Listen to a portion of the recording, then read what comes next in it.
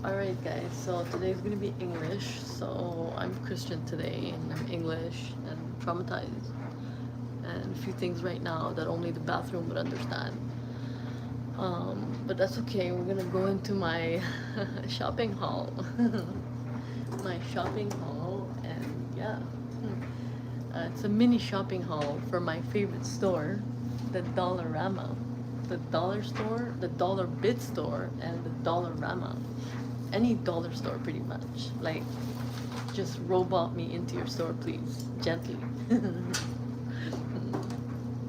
Alright, so the first thing, hope you guys are all doing well and everything is going fine. I'm absolutely fine. Like, there's absolutely nothing wrong with me. Alright, going to the first thing is I got some cups. I got some cups to drink. I like fountain drinks, and Sprite, 7 Up, Pepsi, Coca-Cola, 2 ice, not the whole bucket, just 2. And yeah, so I like fountain drinks and slushies and all things quench thirsty. You know, I'm thirsty right now, so that's what I was trying to do, get something to drink. Yeah. But hey, shopping haul. Shopping haul first. So, I got these cups, and it's inspiration and inspo in honor of my cousin in Black Hawk. Her husband is I don't know. Hopefully, he's still around. I haven't seen them since 2011, and she was an interior decorator. I just remembered her today. Sorry about that. I forgot about you. but there's, but there is what? Okay, we'll look at the text message later. So these are M&M cups. So you can see we've got the blue one, we've got the green one, we've got the red one, we've got the yellow one, and it's just all around M&M. So for all those who remember junk food days, this is how I got rid of my teeth. Yes, and all 4 wisdom teeth are gone. I mean, the only teeth that are left are the ones you see. But hey, I was loyal to the chocolate. Literally eating chocolate for breakfast, lunch, dinner. Common sense, I did not have any common sense. You know what I mean? I'm trying to put humor into this. I lost my wisdom teeth and 2 teeth in the front. Now I look like a vampire. I still look good though. You know why? Because God loves me. Literally 1%. But we are an atheist today also, on top of being Christian, and atheist, Christian, and I don't know, something else. So shout out to my cousin for the inspiration for these cups. You guys are all life. Ow, my left hand. Ow.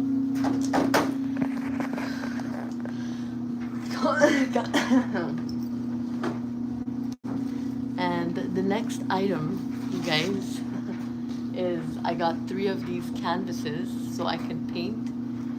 For all those interested, I am trying to become the next Picasso, and anyone that's Picasso painting people from Italy. So shout out to Italy, who makes everything on the planet.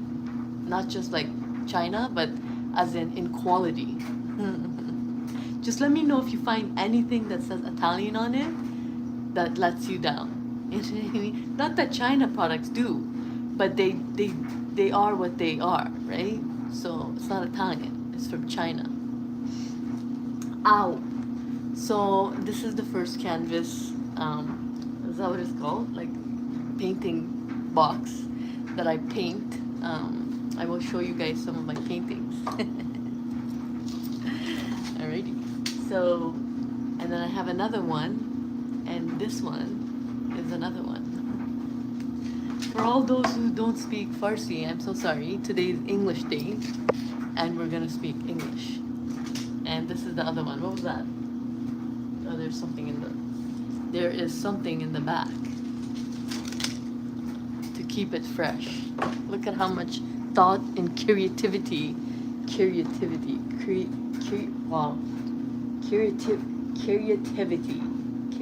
wow, okay. All right. And then I also got some dates because details are so important. Detail oriented is what I am. Detail, talk, talk, talk, talk, talk, talk the talk. You know what I mean? Talk, talk, talk, talk, talk, talk. Who cares about walking? You know, when you can talk. So I got some dates finally. I haven't had these for almost 7 months, 8 months. I don't know. In my house, we used to have this every day. Like my parents ate a lot of dried fruit. So, I mean, they spend like hundreds and hundreds of dollars on dried fruit because your brain needs it, right? Your organs need it. You know, most important, your brain. You know, I mean, use everything, but use your brain too, right? So they bought a lot of dried fruit, and they're very smart. So I used to eat the almonds, and you know, I was, you know, cussed at and cursed at to eat the raisins, but they got stuck in my teeth and teeth, not tooth. Wow, teeth. I don't know how to speak English anymore, you guys. I haven't even started my period yet.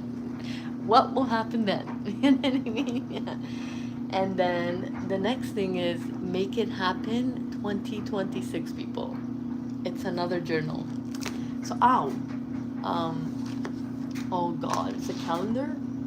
No, oh, sorry. So I can journal one page, and then for appointments and things, and here you put your personal information. Nobody look at my nose, please. Ew. So here you put your personal notes, your name, your address, telephone, mobile, email, business address, telephone, email, and then in case of emergency, you put the name and address, home, business, mobile, doctor, known allergies, and other info. Since I still don't have my medical bracelet, right? Yeah. So, and I should be carrying this with me everywhere with a purse. Yeah, with a purse on. Year planner 2026. Wow, look at that. January, February, March, April, May, June, July, August, September, October, November, December. Look at that. We just made a folder, right? 7? Yeah. And then, yeah, so I've got some journals going on here. So I write on the day 1 page, and it says the date, like March 9. So you write on March 9, whatever that comes to you. And then it's March 10, you know? So shout out to this journal from Dollarama, $4.25. Can you guys buy a notebook for that much? I'm sorry, I don't think so. And the next item, this is my favorite. Excuse me while I burp. Oh my god. It says let's chill. Now, I don't know about you guys, but this means for me to get an ice cream machine. And then I can make my own ice cream. And then have the ice cream and chill. It's like somebody can read my mind. Look at this. The picture of the ice cream, the glasses. And then it says, let's chill. Ice cream. Because get it? When you eat an ice cream, you get to chill. Like, you chill, it's chilly inside. It's like so smart.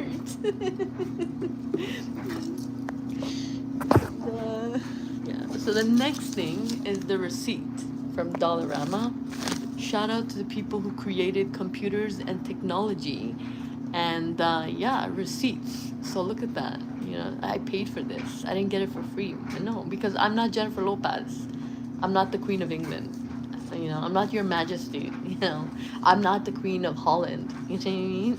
I'm not like the Pakistani prime minister who got like red carpet in England. No, I'm not. I'm just Venus. I'm not like anyone special. I'm not like famous. You know what I mean? So why would I get that free treatment from the Dollarama store? No, only Jennifer Lopez and Jennifer Garner and Jennifer Aniston. She probably could walk into Dollarama And the owner and the cashier would probably collapse. And she'd be like, okay, well, I guess everything's free. Nobody's working today. Like, but no, I don't have that effect. No, I gotta pay for it. I gotta purchase it. All right, because I'm local. You know what I mean? Like local folks. Like we gotta buy things. We gotta pay for things, and this is my receipt. So I want to say thank you to the receipt machine and the computer and the POS machine and the people who use their fingers to punch the stuff and the table and like electricity and just the whole processing of computer systems that make receipts. And like I have proof that I paid for my stuff. And as you can see, it says here daily planner 425, drinking cup $5, canvas 123 $3, so 369, dates $1.75, the cheapest item. Thank you, dates, for saving me money. You always, it's like you're just totally looking for me. All right, moving on. A toy cat. We bought that for as a birthday gift due to recession times. I mean, all my birthday gifts have been from Dollarama, unless it was not somebody not that was my sibling. I mean, they did get me nice stuff when they were working, but I mean, if you're not working, it's hard to buy nice gifts. You know what I mean? It's not free, right? You have to go purchase it. But usually, I've treated myself. You know what I mean? Like I've spoiled myself too much. Like spoiled myself, treated myself so much that I would not be in this agonizing situation that you probably regret. You know, me, you, I don't know. I'm not talking to anybody. No, no, no, no. I'm a happy camper, especially from this morning. So, I am thankful. I am thankful for this receipt that saved my life. Birthday bag, that's what we put the toy in. Everyday cards, $1, $1.25. Paper plates, $4. I don't know where the paper plates are. Table decoration. Oh, that's the Let's Chill ice cream. Okay. And then large eco bag, and then subtotal 33.25. HST, shout out to HST. I paid 13% taxes. And $4.10. Look at that, guys. New Subway coming up. And I'm not talking about the sandwich place. Total $37.35. Debited from somebody's debit account. I don't know who. I can't remember. But I can't find my card. So for sure it was one of my cards. Somebody's card. Who cares? Somebody paid for it. That's all that matters. $37.35 for all these items. We've got the card number, we've got the date and time, October, literally October 10. October 10? October 4. Oh, shoot, because I was going to say, never mind. Reference number, author number, invoice number, Interact number. That's a long number. Interact number? Oh my gosh. Approved, and then they're so sweet. They say thank you, pretty much for like shopping at our store. Retain this copy for your records. Customer copy. Not the merchant's copy. Merchant, also a Britain word, not British. No, British. Britain word. It's a Britain word. The real Britain. Merchant. Once upon a time, stores and shops were not allowed to call stores and shops. They were called merchants, if I'm not wrong. I've been trying to study different countries because I thought Canada was the only country on the planet because I'm so Canadian. You know what I mean? Yeah. I'm so Canadian, yeah. And apparently there's more than one country, right? There's Canada, like I found out there's America, family vacations, there is Italy, there is Holland, there is Paris. Where like I found out there's so many other countries when I started traveling, but for some reason, I mean the globe and the map didn't just register anything. I just always saw Canada. You know what I mean?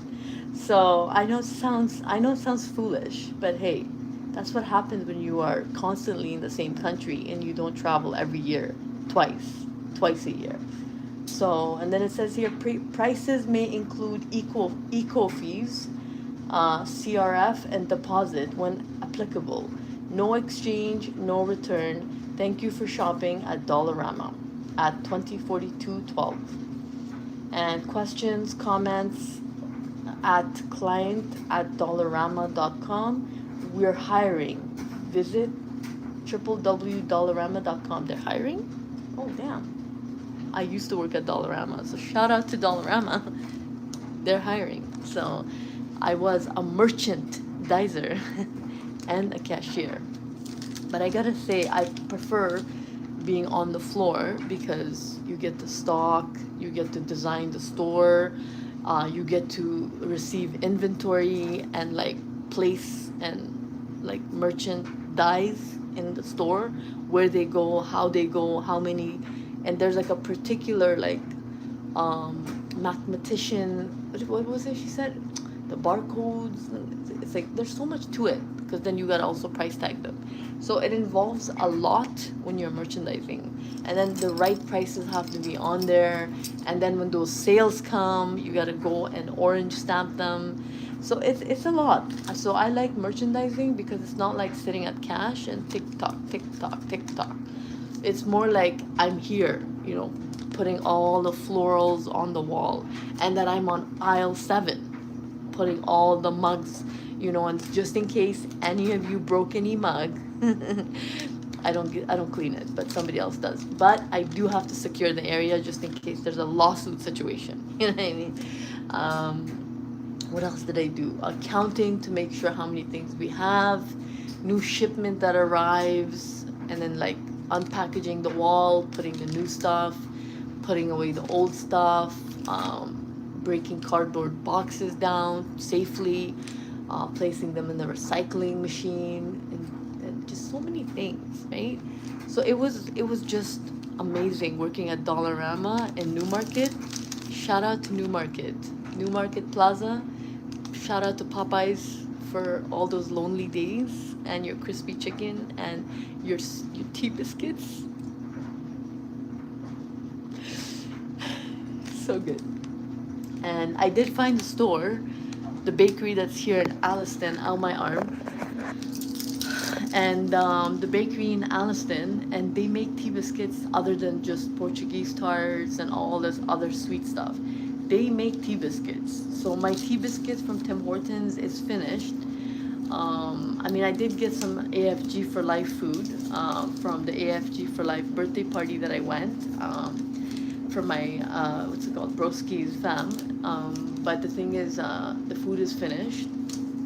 And next day I think I'm constipated. I don't think I went to poop today. So I'm a little traumatized. But hey, don't worry. I took Beano and I took Sencot and some Metamucil. I'm just waiting in the washroom. Anytime soon. Like it's just gonna be like, you know, it's gonna be like a snake.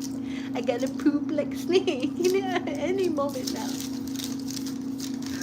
And yeah, so try to be positive. What was I talking about? So yeah, I had some AFG food for life, and like at the AFG for life party, and just traumatized to say any other stuff. Just a little bit traumatized. And yeah, so and some cookies that were made homemade, some Greek cookies from Aphrodite's and Stella, our family friends, and they're in the Tim Horton box. But I don't have any Tim Horton tea biscuits. Cheese, preferably, not plain. I'm a bit of a cheese fanatic. No, I don't have any brie cheese in the home. Due to the recession, paying rent seems to be priority, right? I mean, you've got to have shelter, right? I can't just go into my neighbor's house and be like, hey, can I live here? Sure. No, we're Canadian. We like to be safe, you know, we like to protect our boundaries and space, right? Just in case a nutcase comes in the house. I mean, I probably would let people come in and live here because, I mean, I have anxiety. So, I mean, if somebody asked me and said, can I live here? I probably would be like, yeah, depending on like why though, like why do you want to live here? You don't have your own place? And they're like, no. Oh, okay. I mean, in that case, like, I guess, like that's what I would do, right?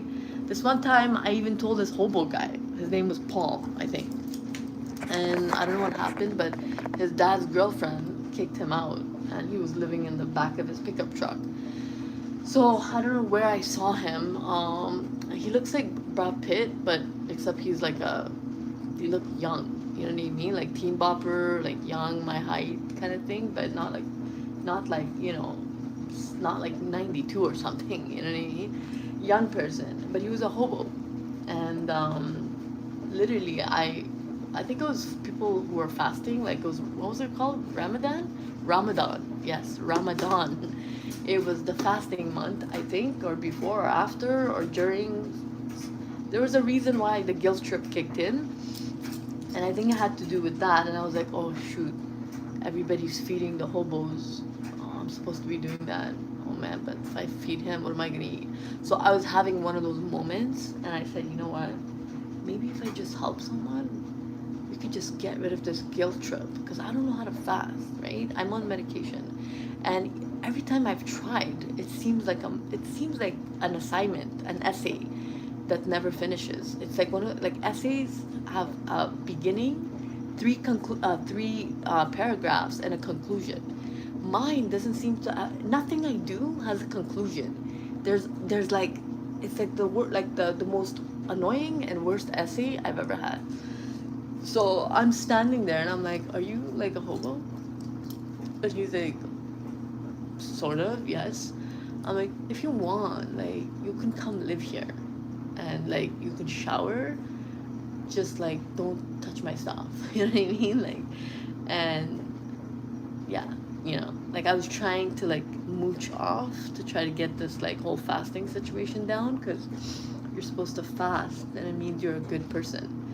But I don't believe in that. But if it's going to help, I'll use like my religion to help me. You know what I mean? That's the point. That's the whole point, right? So I thought, if I can't fast because I'm supposed to take medication, and at that time I was taking Diva, and that you have to take with food, otherwise you just I would be pretty much worse than this. You know what I mean? So I thought maybe I could help this person, but I scared the person away. So I don't know how to explain, but it's important to do nice things for people. If they're hobo, they're not a hobo.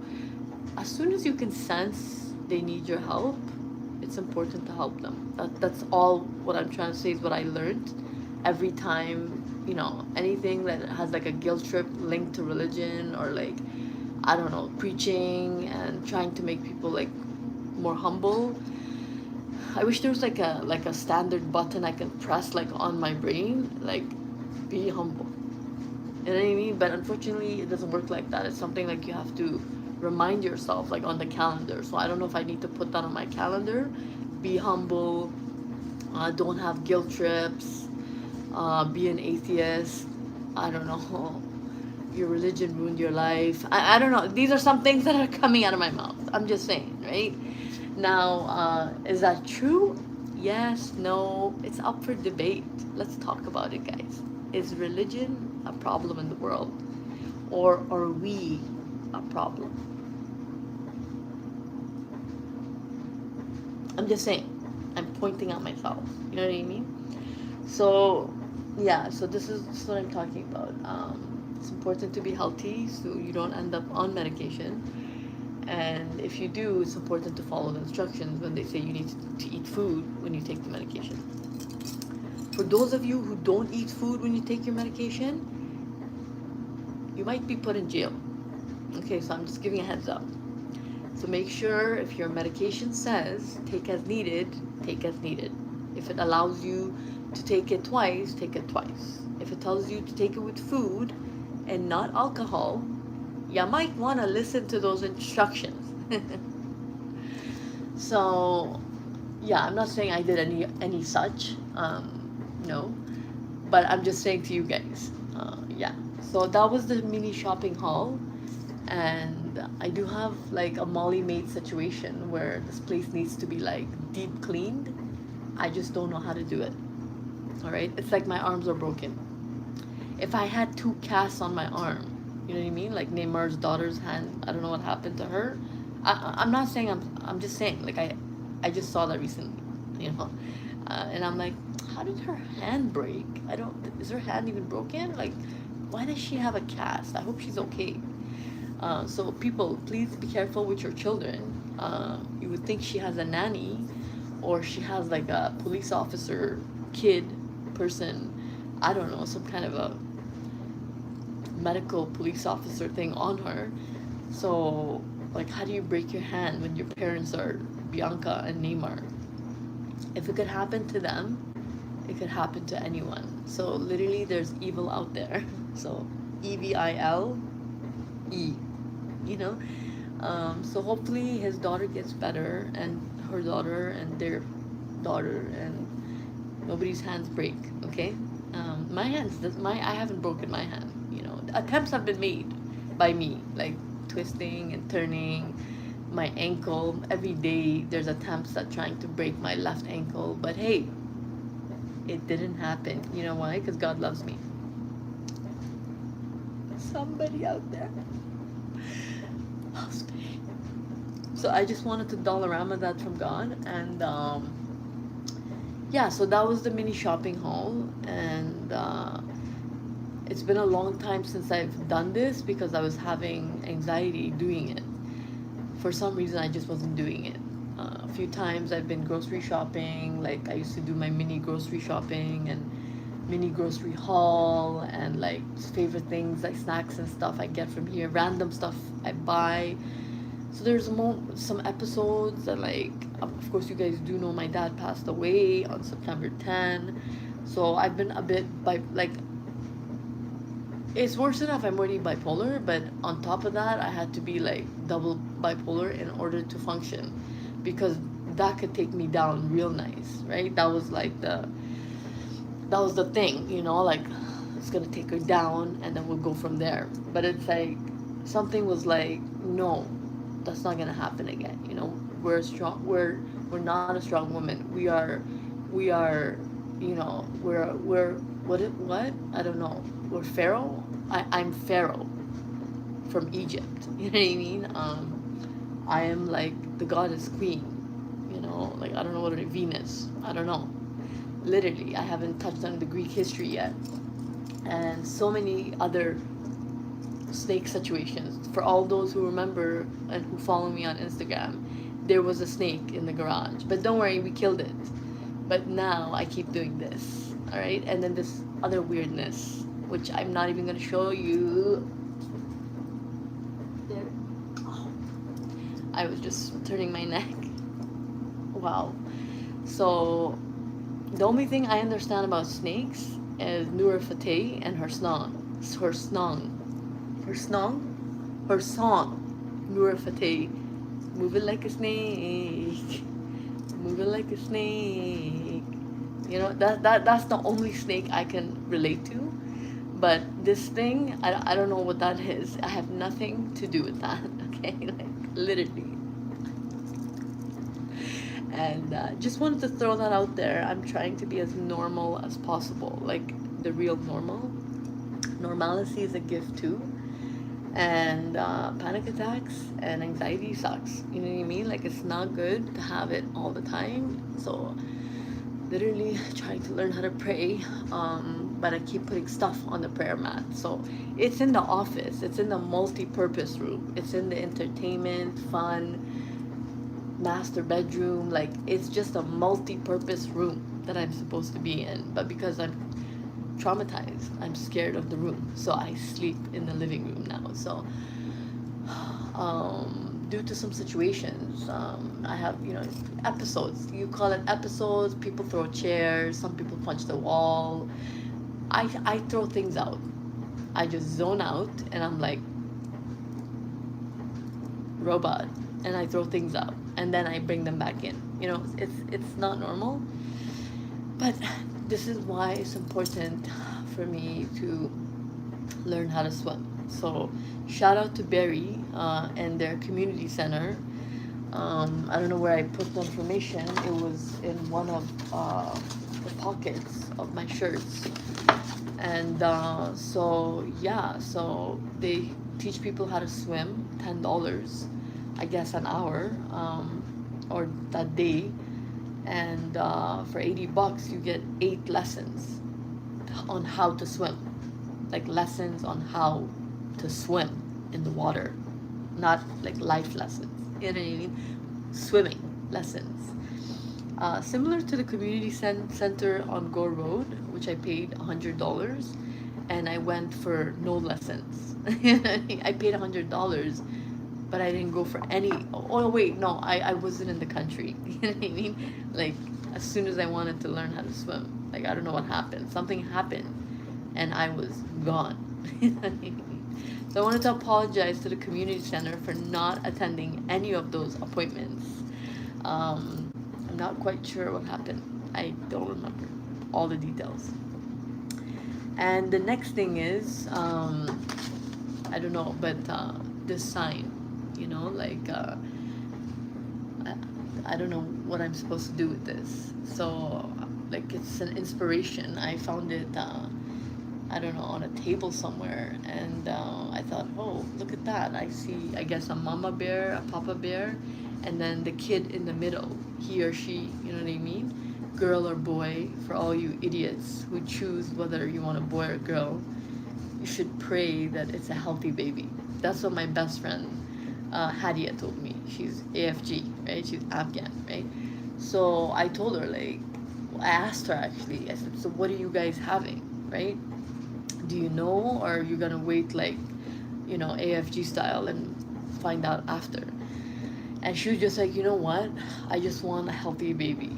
Because with today's times and people's stories, and she works in HR, so you meet people, you talk to people, you're very aware of employees and their life, and you know things, you find out things, right? So she just like, I just want a healthy baby. I don't care if it's a boy, I don't care if it's a girl. I mean, the fact that I could have one safely and healthy, that's enough. So I'm not gonna say if I want a boy or a girl. I don't even want to know. I think it was something along the lines of that. But she was pretty much trying to make it clear that we shouldn't ask like what kind of baby we want. It should be like, we want a healthy baby, girl or boy. We want a healthy baby. It's very important. Because what's the point of having a boy or a girl and then they come out unhealthy? And it ruins mom's, dad's life. I mean, for all of you who are amazing super moms and dads and handle it, no offense, but everybody knows you're crying in the background on those hard days. And that's okay, but it's also not okay. You know what I mean? Like, it's the same thing as when we need to pray before we eat, right? So you guys know I had food anxiety. I still do. But then I just learned that I'm supposed to pray before I eat. So I didn't know that. I thought that was my mom's job. You know what I mean? She prayed, so I thought, there you go, somebody's doing it. But apparently, I'm supposed to be praying too when I eat. Short or long, English or Farsi, Arabic, Spanish, like whatever language, it doesn't matter. As long as you say just a few words, like saying thanks for this food, like that is more than enough. You don't need to get all scholarly and perfect about it, right? Because then it's just phony. So I'm trying to learn how to pray, but I still forget to say thanks for my food. I have to like work so hard to remember to just to pray before I eat. It's not in my habit. I literally have never said thanks for my food. I literally ordered my food and said, oh my gosh, give me my food. I'm starving. And then I ate. You know what I mean? You know how it is. You get 1 hour lunch. If you're working in retail, half an hour. By the time you get to Jimmy the Greek, it's already been like 15 minutes in line. You have 15 minutes to eat, and then you gotta get back to work. So, oh my gosh, give me my food. I'm starving. So that's been my life really from like the beginning till now. And nobody really told me to pray before you eat. the conversation was never had. So, I mean, I knew about it. I'm not stupid, you know, we're not as stupid, you know, I knew about it, I just didn't do it. That's all. Like, it's as simple as that. I did not think it was important. I, I did not think it was important. If I did, I would have done it. So call it lazy, call it stupid, call it like, I don't know if there's a word for it, okay? But injustice is the only word I can think of for somebody not being able to think of that. I mean, you know how to go to school, you know how to go to work, you know how to spend money, you know you need to wear shoes from David's to protect your feet, $600, $400. You know that you have to wear luxury clothes, you know that you need to take showers morning and night, you know the importance of you know, self-care and self-love, you know the importance of family and protecting siblings and etc, you know, but you don't know how to do little things, little things that are good for you, you know, and then the impact and ripple effect, ow my arm, for like your family, your friends, people you meet, right? Praying before you eat is very important. Did I know that? Yes. I watched Full House. I saw Family Matters, the TV show, and I've seen a lot of like shows, and just even at some places at the mosque, they always pray before they eat. So somebody will be like, okay, can you pray before we, you know, do the thing, they, whatever that is in Quran Sharif. There's like a prayer thing, and of course I don't know what they're saying. It was all in Arabic.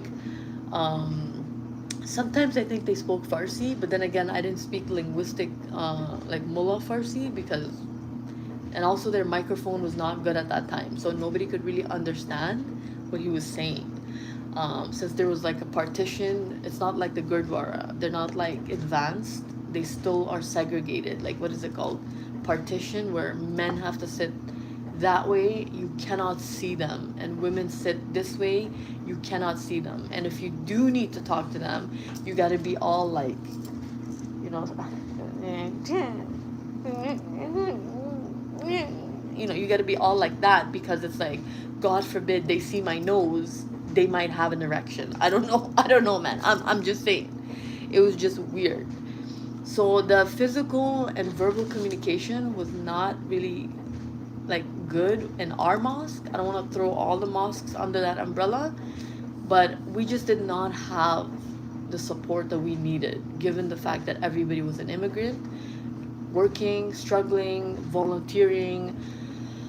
They just looked tired, to be honest. Like, they just looked tired all the time, and trying to do like multitasking. And when you do that, like, thank gosh we got through it, the years that we did at this particular mosque in Rexdale, but I hate that mosque. I'm so sorry, but I really do. It's one of the worst mosques on the universe. I've seen so many on TV. I've been to other people's. I still don't like that one either. It was small. And then I'm claustrophobic, so it's always full. There's nowhere to sit in the women's section. All the creepy women get to sit on the chairs, and all the nice people have to sit on the floor. And I can't see the men at all if I'm trying to mac daddy, because half of us were there to try to meet some puppies. You know what I mean? That's why I went. I am not gonna lie. I did not come to help any of you. No offense. Because I was told I couldn't do nothing until I got married. So I was like, alright, note to self, find a man, ASAPino, or he has to be Muslim. Note to self, the mosque. Like, bachelors everywhere. You know what I mean? So that's the only reason really I went to that mosque in Rexdale. Unfortunately, my attempt to go to the men's side, I was always escorted back by the security guard people, volunteers, and I don't think they understood what I was trying to do. Like, I was trying to be honest. Like, how honest can I get? I'm trying to mac daddy somebody from your mosque. I need to get married. You know, like, can you understand? I would like to choose the person, nobody else. since I'll be stuck with them forever, you know. And of course, a few times I did get to like act dumb and get in there, and they're just like, oh, sorry, like this is the men's section, and I'm like, oh, really? However did I get here? Oops. You know what I mean? And they're like, oh, it's okay, sister. Oh, you're so innocent. I can show you where it is. No, no, no. Would you like to escort me? Yes. Okay, great. Let's go. So unfortunately, I did not get to Mac Daddy on my own terms, even though I did sneak in the wrong doors every single time. Did I get a glance here and there? Yes, I did. Did I get to go and actually physically like give numbers and talk? No, because it's so important to be like professional or whatever that is. But of course, I did, however, meet someone through my parents while playing soccer. Uh, there was no reason for me to look for anybody at this park. I was actually avoiding it because my intention was okay. My understanding here is instructions. It has to be from the mosque. So how am I supposed to pimp somebody, Mac Daddy, if I can't even go to the section? You know what I mean? I have got to like enforce. You know, I don't know how else to find these people. Apparently, only people who are at the mosque are worthy to be married to. So unfortunately, I did not get to actually go full with that plan. But shout out to all the volunteers who caught me halfway and escorted me back to the women's section without a ring. Like I just don't understand like what part of like how many times have you seen me do that? So by the how many time would you not guess that this girl is trying to like meet someone? You know what I mean? I mean, if I was Punjabi, I'd already be married right now. I wouldn't be sitting in the washroom hoping that my dreams would come true like everybody else. You know, you know, I would be like eating langar. You know what I mean? Methi, some random burnt roti from the fat Punjabi lady that volunteers every week, even though she's like cholesterol, like the word cholesterol comes to my mind, you know, but she still volunteers and does her physical activity, sitting down, making roti, like that's some kind of exercise. But hey, she's got a place with God, so that's important. So she's smart. So had I been Punjabi, I would have already been married. I would be popping Punjabi turbans everywhere. I'd be like, I love the Gurdwara. No offense to my mosque. We have some beautiful mosques in like rich countries. But then that has nothing to do with being Muslim. It's about people investing money and making that mosque and having that pure heart and intention and architecture and brain, you know, like how to build. You know, I mean, if you go ask a mullah, can you go build a mosque?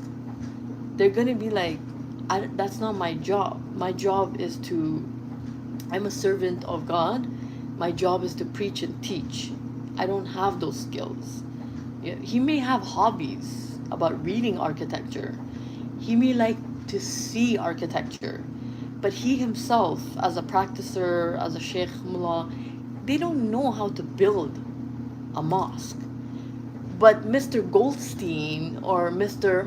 McDonald, McDermott, or like some random Chinese, Indian, random Arabic person that has nothing to do with religion, they know because they went to school, right? So it has nothing to do with religion. So it's education, it's school that somehow this turned into a blog therapy situation. I hate when this happens. It was supposed to be a 15-minute shopping haul. So it's been rough these couple of days. Like I'm not able to really be chronological in my personality. So sorry about this video, but I guess I've got a lot inside that needs to come out because there's nobody here for me to talk to. I have no friends in the city. Everybody's scared of me. I don't know why. And I did nothing wrong. It's just literally if I dress, no, they're not scared of me. It's just, I don't know. That's not the word. I think it's just like, I don't know.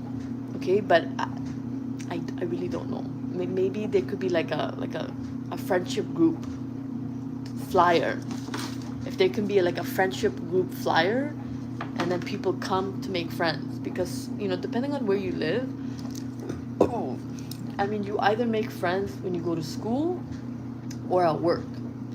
But if you're not really at these two places, or volunteering, or like anything that involves working with people, but when you're not doing that, it's hard to make friends, right?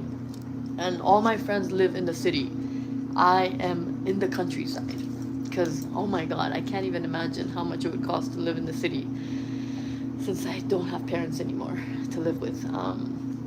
So I just wanted to say, I've just been weird. Like one day I'm something, one day I'm like something else, and I just don't know how to show that, even though everybody wants me to have the camera on so you guys can see that, but it's embarrassing. Like, I don't want people to see me crying. I don't want you guys to see me like having my rants. This morning I threw two of the picnic chairs almost at somebody's car. I don't know why. I missed an appointment, and it's not really a big deal, like, because we still got to go to the appointment. But, like, I have moments where I just turn into a crazy person, and it's like about 2-3 seconds, but it's still dangerous.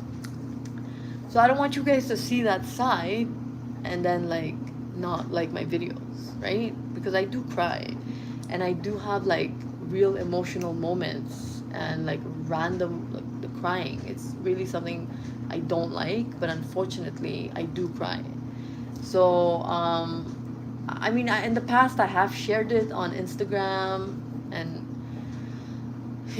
but I don't know how to do that anymore. I feel like somebody's gonna look at it and they're gonna laugh or try to like pawn or mock me, and then I'm gonna hear their voices, and then I'm gonna attack or something. So for all those who understand, I am psychic. So if anybody wants me to do their reading, I mean, if it's meant to be, and somehow I can, maybe I could be a psychic. I could use this in a productive manner, because I'm all about being productive. Anything retarded and weird, and that does not make me bling bling, I do not want to participate.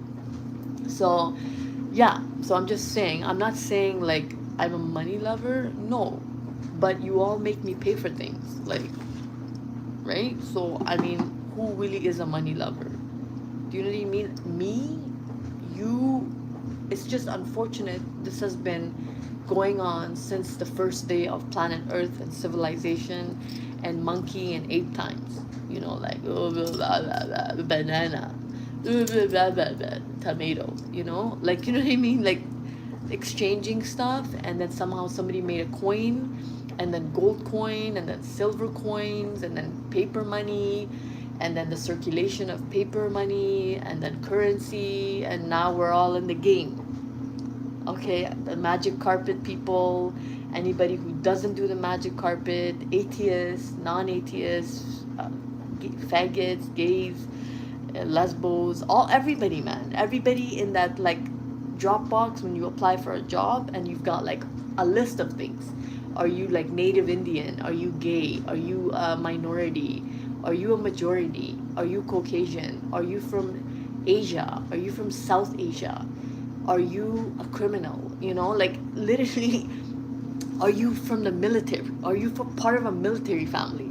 Like, there is so much, like, and I'm just like, I don't even know which one I am. I'm from Canada. Is there one for Canada? Like, I don't know. I didn't even know I was South Asian until somebody told me. They're like, yeah, for us we put South Asian, and I'm like, what does that mean? And she's like, we're from Asia. We're from South Asia. And I'm like, oh yeah, I'm from South Asia. Yeah. Okay, like, so it's kind of like that, right? So I've been having some like weird days, because instead of like crying for 40 days, I'm doing the opposite. I'm trying to like be happy, be thankful, Somebody told me that it's not even okay to mourn because, especially if you have uh, like invisible depression where you think you don't have it, but you act like you don't have it, but you do have it, but you don't act like it because if you act like it, your dopamine goes down, right? Hold on, the laundry. My finger. Oh my god.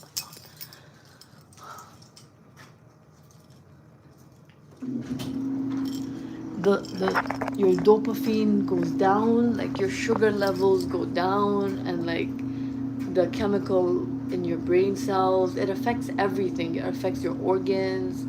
It affects everything. So that's why it's like one day I'm really happy, and then one day I'm just like crying, trying to like investigate again, trying to like figure out what I could have done, trying to figure out like doubting myself, like just so many things like. And this is how you forget things like appointments, this, and then you gotta have fun in order to enjoy yourself and not think about things, like kind of like drinking and escaping. Yeah, the other day I had some Grey Goose. Somebody had it in their car, and I'm like, I have not seen this since like, I don't know, man, the hotels in downtown. Like literally, can I just a sip, just a sip? Yeah, I know it's not kosher, but just a sip is so good. So I had some Sprite and some Grey Goose, and oh my god, hard liquor is one of my favorite alcohols. So I mean, hey, I'm like half Muslim. I'm sorry if I don't fast, if I don't know how to pray because I'm apparently, I don't know, the carpet is there. So it's just about doing it. You know, I don't. Literally I don't know why. At first I thought I hated my I went through a phase where I thought I hated my religion, and then I'm like, no, it's not that. And then I went through a phase where I was scared of the words because I thought, why are they in Arabic? I'm not Arabic. And then it was like, no, it's not that. The language of the guy is Arabic. So he had no Farsi language, right? Arabic was his mother tongue. So literally I would have to like logically educate myself not to turn into like one of those people that's like Islamophobia, or they just turn into like some random zombie who just like talks and talks and they don't know what they're saying without like explaining themselves in this way so people can like relate, like, oh man, she's a hot mess, I can relate, I used to talk like that, you know, but not anymore, thank gosh. All right, next video, you know, like somebody would just skip this video because it's not like helping them in any way. You know what I mean? It's one of those. My videos are for those who are like very deep. They're very deep, and they like to spend time watching people who are real. And it's not for those who are very successful because they just like to watch like 5-10 minute videos. The most probably 2 minutes that helps them learn something. And I don't blame them. I probably was the same before. I actually fast forward if a person talks too much. So if it was the other way around and I was watching myself, I'd be like, my god, man, when are you gonna get better? Like, can you choke on something? You know what I mean? Like that, like cause it's like every day, right? Like, so I mean, I'm trying to be empathetic to myself, but I'm just saying when our mind is happy and our life is bawling, we can't really fully feel and understand the pain of somebody else. It's just like another video and another statistic, and we want to just like forward it and go to something that's gonna actually benefit our life. And I don't blame you because I probably was that person before, but right now I'm dealing with like a loss crisis, which I think I'm over it because from what I'm understanding from like mom vibes, it's for the best for everyone, you know, including the people who are not here with us. So to learn from this is never put your parents in a nursing home. And if you do, never put them in comfort care. Even if they tell you to, somebody else might be telling them to say that. Don't trust your parents. Always do the best for them and ask a doctor who is not like possessed by some satanic human being. And maybe bring in like a spiritual person or even an atheist and be like, can you just talk to my dad and like you be him for like 2 minutes because he's asking me to put him on comfort care. You know what I mean?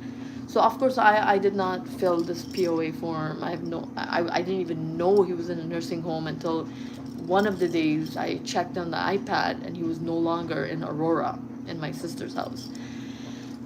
Not anybody's fault. I'm not sure what happened, but after he was examined by the doctor, they were told that he needs to be supervised. So again, I was not informed to go to the hospital. I don't know why he wouldn't ask for me to come. And this is what happens when you start like dementia. It's a disease. Once that comes to you, as a person, young, old, it doesn't matter. Any of us have the potential to get dementia one day. What Stephanie, the director, told me, Stephanie, two things she told me. Your father's deteriorating and he has dementia. So if he says he doesn't know you, it's not your fault. He's not always himself, right? Especially if he's not at his best, or like if he's here and he doesn't want to be here and he's still stuck here. So you're gonna see sides of him that you're not gonna like. So these are just two things I'm throwing at you.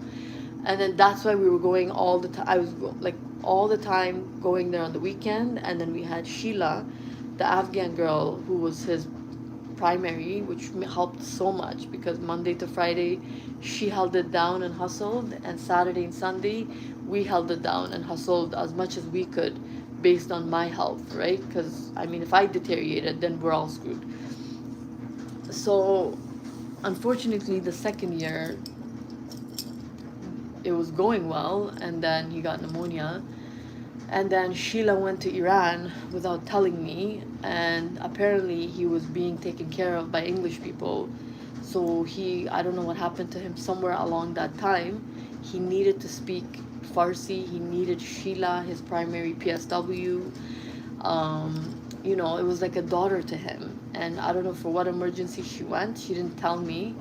And then when she came back, because something happened to Iran and Israel, there was a war. I was not aware. I was not allowed to watch the news, so I was not watching that. And it's been going on like this for so long. Sometimes I see it, I don't even know if it's current or past. You know what I mean? Like, it's been going on since the 90s. Grow up. You know what I mean? Stop going to war. Like, RAW, Raw. Watch Raw wrestling. Don't go to war. So sometimes, like, even when I saw it, I'm like, it's probably from back in the day. Like, you know, I can't even be watching the news. I don't want to be my dad. You know, that's what he did. He watched the news and then he cursed everybody that did anything bad. So Sheila calls me and says, oh, I was stuck in Iran, found out about your dad, I'm so sorry. And I'm like, you were what? Because I never saw her, but we were so concerned about what was going on every day. I didn't think she was not here. I thought she was maybe off, right? She's like, yeah, I haven't been here for 2 months. I'm like, what? So that's another thing that may have weakened him, is that he was in a nursing home with English people the whole time, talking English, Monday to Friday English, and that could affect you when you need to see someone from your own, you know what I mean? To tell them something privately, to talk to them about a story, about the past. You need to talk, you need to do that. And if you don't talk, you deteriorate. Literally, I don't know what else to say.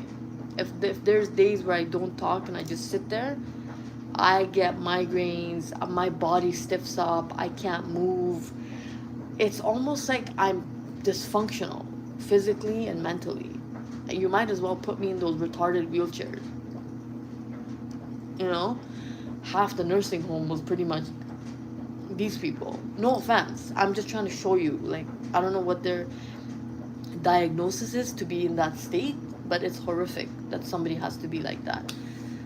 That's why we like sitting on the main floor, by the Christmas tree or by the window. Like, you guys, anybody who watches my Instagrams, unless you block me for any reason, which, I mean, I don't know if it's good or bad. It just, to me, it's weird, because then I can't troll on you, right? So That's why we used to sit there, because that was his favorite spot. The flower vase picture, the chair, we did everything that he wanted, and these things gave him peace. Listening to what a victim, an ill person, a person in a vulnerable situation, which he was in, that I wanted to bring him here, but I kept saying that something might happen to him here, and I don't want to be blamed for it. And two, can I actually take care of a person that's in a wheelchair? How are they going to come down the basement? Right? And I just, all the negatives kept coming to me. So I thought maybe it's best he's with a professional. And then when I saw Sheila, all my like ram and worries went away, because he seemed very happy. So I'm like, okay, so until he like gets out of this wheelchair and starts walking in a cane, then we're gonna bring him here, so we can leave him here alone and not worry that something will happen to him, and God forbid, you know, have to blame myself for why did I take him out of there, right? So that's something new that I found out, that his primary PSW was stuck in Iran, and WhatsApp was down, internet was down, any type of communication was down. I think she got fired because she didn't call back, or then she got rehired because they found out about why. But it was too late. Like, she came and he was gone. So the first thing she did was call me and like give me condolences. But she was broken, because she's like I needed to be here. I don't know, understand. I wish I never went. You know what I mean?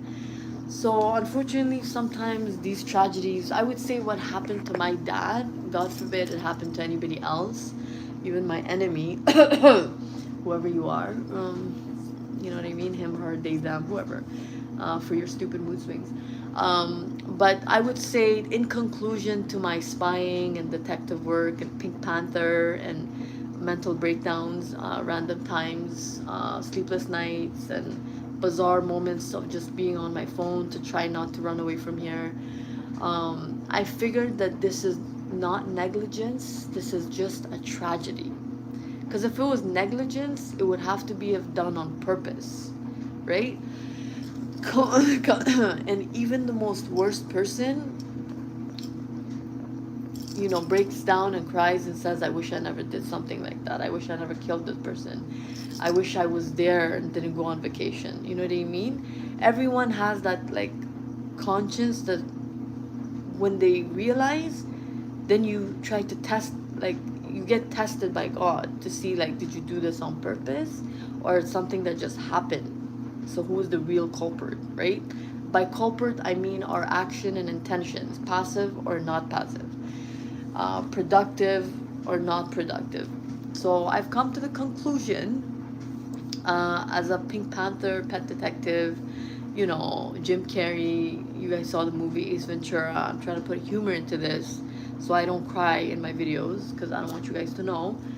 It's embarrassing, and I'm not a weak person. So if you're trying to make me sound like, or make me feel like I'm weak, I'm not. Yeah, no. What was I saying? So I've come to the conclusion that this is a tragedy. I mean, you can't die any worse than in a nursing home, without your family around you, and then the person who finds out is the person who works there, and then calls you, or your family member, and then your family member calls me, as a family member, their family member. Like, dying alone in a nursing home is probably like one of the worst things. It's better to get shot in the head, my opinion. Right? It's fast and you go. You know, I mean, even that's not good, but I'm just saying, if it has to happen, right? So unfortunately, that's what happened. He pretty much he succumbed to his pneumonia, and he was declining to eat food because he was psycho, and he wasn't getting the proper treatment from the nursing home, like IV and hydration from the bags that you guys get, you know, your vitamin C. You got to be perked up and ready to go for the job, you know? So somehow nobody thought that that was a good idea, from the hospital, or didn't think of it, because he was in comfort care. That if, God forbid, he ends up in a situation where it's like that and recovery might not be an option, or the person doesn't want it to be an option because that's what they signed up for, then it's okay for them to deteriorate and just suffocate and die. So that's why I've come to the conclusion that it was a tragedy. You know, a tragedy when somebody, like, war happens and innocent people die, and then people show it on TV like this. Except my dad didn't have a cell phone. My dad didn't, his iPad, for some reason, they were not charging it, and he wasn't using his iPad anymore. Somebody disconnected the internet from his nursing home, where before he was using the nursing home internet, and we were always on the iPad, me, my sister, three-waying him. They were like, oh yeah, there's no more internet, you have to buy your dad internet, you have to pay for it. So all these political games were popping up left and right. So I mean, I ended up getting him a cordless phone, but then it was about trying to find out whether to go with Bell or Rogers, or if $86 was even worth it to just him talking on a cordless phone. Then I was like, if I get him a cell phone, somebody told me your dad throws things at people, so if you're gonna give him your iPhone or and expect it to be broken, because you know you're not here 24/7 and he's not himself 24/7. So like, it's nice that you want to give your things and you keep bringing things for him, but he seems to like turn into someone else and throw things at people. I still believe that he, once he saw the benefits of what we brought him, he wouldn't have done that. But that's somebody like predicting the future and being negative and not being an optimist. So I'm always an optimist in the most dire situation, because I think of it as a no option. There's no option but to be optimistic when you're dealing with somebody in that condition, or who's in a nursing home or hospital, or getting like a big surgery. You have to be an optimist. You gotta have your Starbucks. You gotta play that song that makes you happy even though you want to stab people. You gotta do these things because you need to be there for that person, and that person needs to see somebody who's like, well, for everybody who saw my Instagram videos faking it, you can see what I'm doing to try to give him and life, to give him like, to come back to life, you know, because it's not really cool to be at a nursing home unless it's one of those Jewish ones for like $6,000-$7,000, or like those whitey tighty ones where they have like, so what kind of fabric would you like for your sofa in your room, sir? And it's like, I just need an IV bag and I don't know, fabric, you know what I mean? So government nursing homes suck, is what I'm trying to say. And trying to like get over it, but it's just, it comes back to me and goes, comes back to me and goes. And the reason why is I don't want this to happen to a mother or a father or one of us. Like, I'm gonna get old one day. Can you imagine if I go that way? I know for a fact that my dad and mom wouldn't want that, right? That's why they always told us, save money, save money, save money, save money, don't buy expensive things, go to the dollar store. But we never listened. I never listened to anything they say, except unless specific things. But like things that were like good for us, I never listened, right? Because I had to do what was right for me at that time. And having nice things was something important because everybody around me wore nice things. And going to the mall bombarded by all these amazing things, I mean, it's not the mall's fault, but it's my fault, right? You've got to like prioritize. But that's what happens when you're an immigrant. You come in these countries and your brain is like a sponge. So just like you absorb knowledge, the shopping and like the addiction to buying things just happens. It's just normal. And I still didn't buy anything like a Louis Vuitton purse. No, I bought things that were necessity. You know, I was like, I'm always on my feet. I need good shoes. Makes sense. I'm always on the run. I need to have a car. Must drive dad and mom's car. Need to learn how to drive. License. Must save money for G1, G2, and G highway. Even though I didn't go on the highway, I just got it so the insurance rates would be low. So my spending and shopping was very like logical and reasonable. but it still cost. The only problem was the minimum wage was minimum wage, you know. And even though it's like $20 now or $17 for all of you who are waitress or waitresses, and you get tips, so they don't give you $20 for some reason, I think. I don't know. It's just not enough, you know? It's just not. So it's just been a bipolar couple of days and weeks, and I don't know if it's gonna be months. Every person is different on how they handle things based on the amount of support that they have. And I just don't want to tell you too much, but let's just say my support is like literally, I don't know, one person. So the lifestyle that I had where I was actually living with my family, and then the networking that your mother and father provides you, and then my own networking from going to work to coming to home to going to school, but the main base was home, which was the family house. That itself gave a lot of nourishment, and like just free stuff. And by that I mean cooked dinners, cooked breakfast, food from the backyard. My dad had a gardening thing going on with herbs, tomatoes, cucumbers, just the basic stuff for salad, tabbouleh, um, and parsley, like herbs. He was big on herbs, and just a lot of things, and just being able to sit in the living room and not be alone. I mean, I don't remember going to the washroom at 4297 Dufferin Street. I sat in the living room, then my sister came in, then the other sister came in.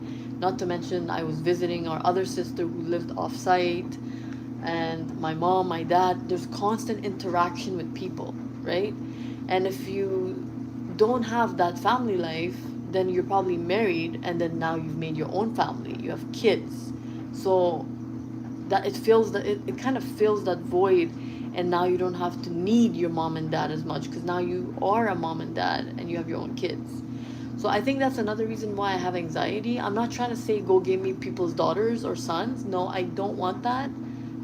No, okay, please, because some weird stuff are posted online that makes me paranoid. Not to mention locally. It would have been nice if I could have popped my own kids, but hey, I had an abortion, right? My man thought it would be a good idea to listen to me. So, I mean, can you imagine? Whatever you want. Because, like, he's an idiot. You know what I mean? So I never had a baby. Do I want a baby? No, I'm scared. I don't know if that's the right word. No, for now, would be the word. Not applicable. No comment. I don't even know. You know, where would I start? I've got to deal with this loss right now. You know, I got to pretend to be strong and like funny and happy so my dopamine doesn't drop, so my, I don't know what else they said that has to do with depression, because I'm already on antidepressants. So if I were to try to seek the grieving uh, process, it would just add to my grief, you know, and then I don't even have the option to grieve again. It's back to the same situation when my mom left, and I had to pretend to be like this bold woman because I had no choice. Because then my dad was sick and he was trying to kill himself, and the other two were confused what just happened, and my other sibling off site was like, "Where's my mom?" So I'm like, okay, do I cry and scream or do I try to be a big sister? You know what I mean? Fake it till you make it. I don't know. That's what I kept hearing. Fake it till you make it. Fake it till you make it. Because there's no other option. Somebody needs to drive her. Somebody needs to pick her up. Somebody needs to learn how to cook Afghan food. He's trying to put a knife in his room so when you guys are sleeping, he can stab himself. Like, these are the type of scenarios I had to, like, deal with. So it made me, I guess, like a wiser person to not have to go through my own grieving. But it's similar, but this time I'm trying to be selfish about it. Like, you know what I mean? Like most people, like the 9 billion people on this planet, you know? So I'm trying to be selfish about it and not let it affect me like every other time. And then I end up getting sick for a year or two. And then I regret it. And then it just affects everyone in like a big way. So that's why I haven't been dancing really. I mean, do I want to? Yes. Can I physically do it? No, because I feel icky, you know?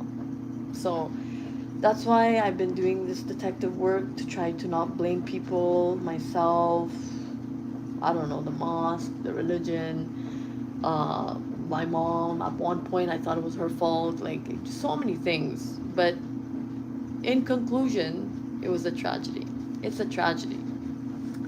It's just a tragedy. So hopefully, I'm praying that nobody ever goes through this, and anybody that watches it kind of gets something from it to help them protect their mom and dad, whether they're annoying or not, because you're gonna need them one day, and they'd like to see their kids as much as possible until it's time for them to go. Nobody has invented some anti-aging not dying machine. Can we not die, please? Can somebody invent, instead of like all these stupid buildings and houses, can you idiots get together and make some kind of a capsule or tablet where people do not age or die? Can we not go through the ordained, God has ordained, can we not go through that process? Because I'm not even ready. I don't even know how to get old, and if I do get old, I might have panic attacks. I don't, I've never been able to have a normal, any age, like 12, 13, 14, 15, like never has it been a normal year. So I literally don't know what it's like, how to be 15, how to be 16, how to be 12, how to be 8, how to be 9, how to be 21, 22, 23. It's always been a tragedy, a traumatic situation. The Israel was at war, recession was happening. I'm at work and all the lights go off. I've got slushy machines and iced cappuccinos dripping, you know. Somebody dies out of nowhere. I get engaged, somebody dies out of nowhere. My event is postponed because, as per religion, we are not allowed to celebrate happy functions, or like it's so stupid, you know. But unfortunately, we have to go by some kind of a manual, is what I think of religion as of this Monday afternoon, evening, 9:52 p.m. Tomorrow, I'm probably gonna be back to my spiritual, self. But as of right now, it's like our manual is horrific, is what I think right now. So forgive me. I mean, I don't represent the whole Muslim community, so relax. Don't go all like jihad and fanatic on me, or like what's this astaghfirullah saying? Oh, astaghfirullah, astaghfirullah. Relax, okay? You need to turn off and turn on your light switch when you go in your room. When you take a dump, you need to flush. It goes in the sewers. When you need to take a shower, you need water. It comes through the pipes. Okay? When you want to have a nice place and enjoy the finer things of life, guess what? Half of the people that made this do not come from people of the book. They were like either crackheads from life and they turned into these amazing people, or they're just good people from the beginning who had a functional life till now. So for all you like retarded Muslims out there, you're not even Muslim. You're actually the real atheist. And for all of us trying ones who have been trying to be a Muslim, but it's just been a tragedy every year. Like every single year. I've tried to fast, it didn't happen. Every single year, I looked at my mom praying every single day. I mean, it can't get any more obvious than that your mother prays. So thou shalt pray too, right beside thy mother. But I didn't, right? I just thought, I'm gonna pray when I get old. That was my logical answer. I'm gonna pray when I get old. But by that time, you need the discipline. You need that discipline. And when you do pray, there's so many good things you learn from it, and you attract good people and good habit and good behavior. But these things didn't register For me, it was more like, no, no, I'm gonna do this when I get old. Why are you depriving me of my documented religion? Who are you? Is what I needed to do. And like look at the mirror and be like, who are you?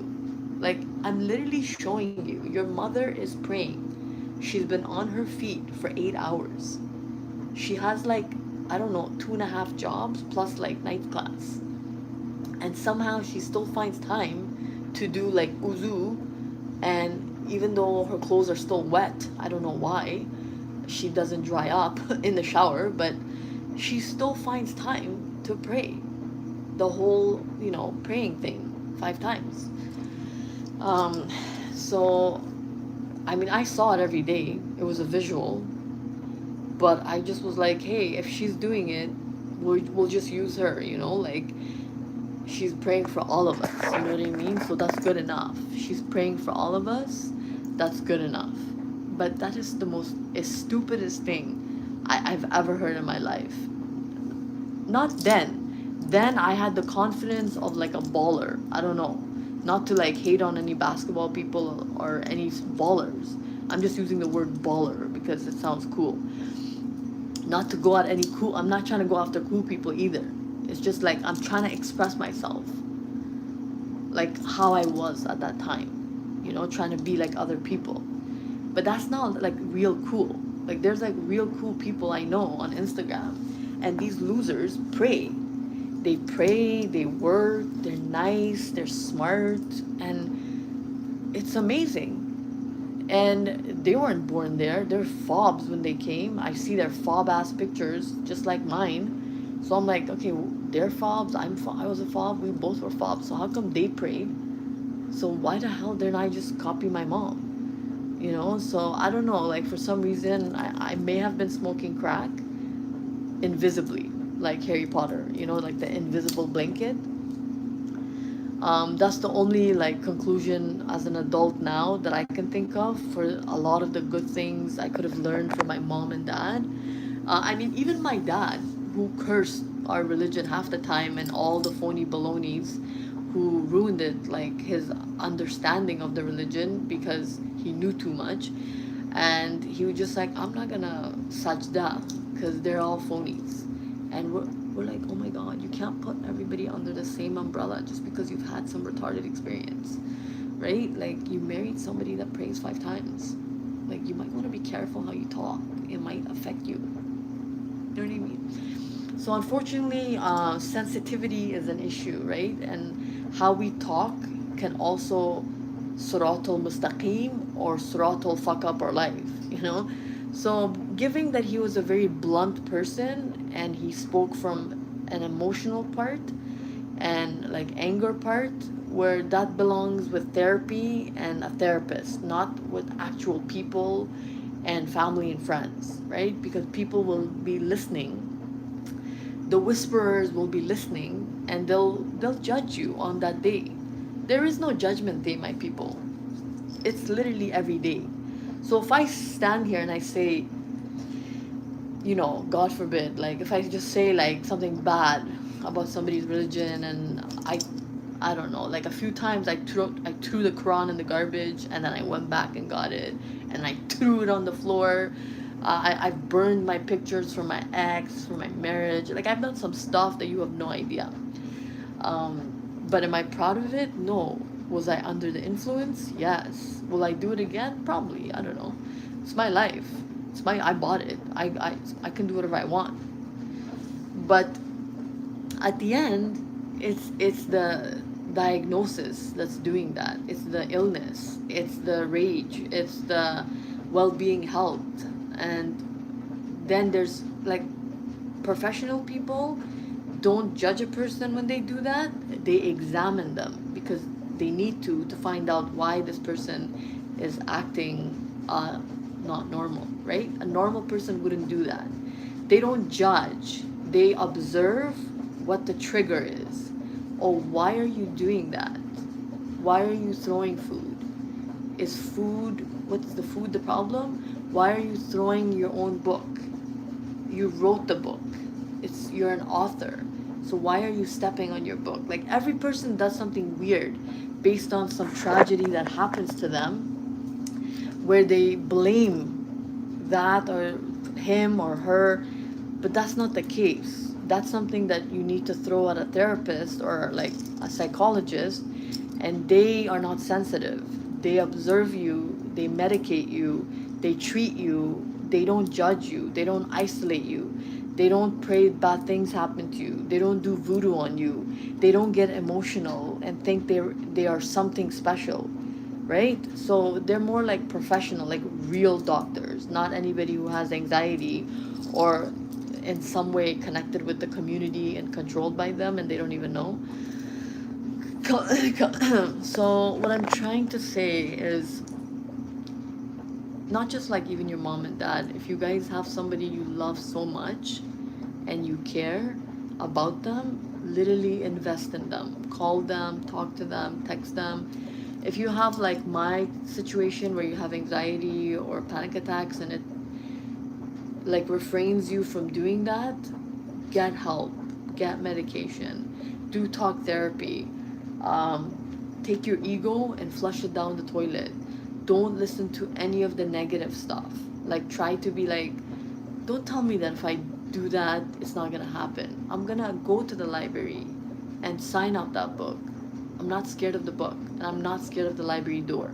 You know, like I'm just saying some problems I had.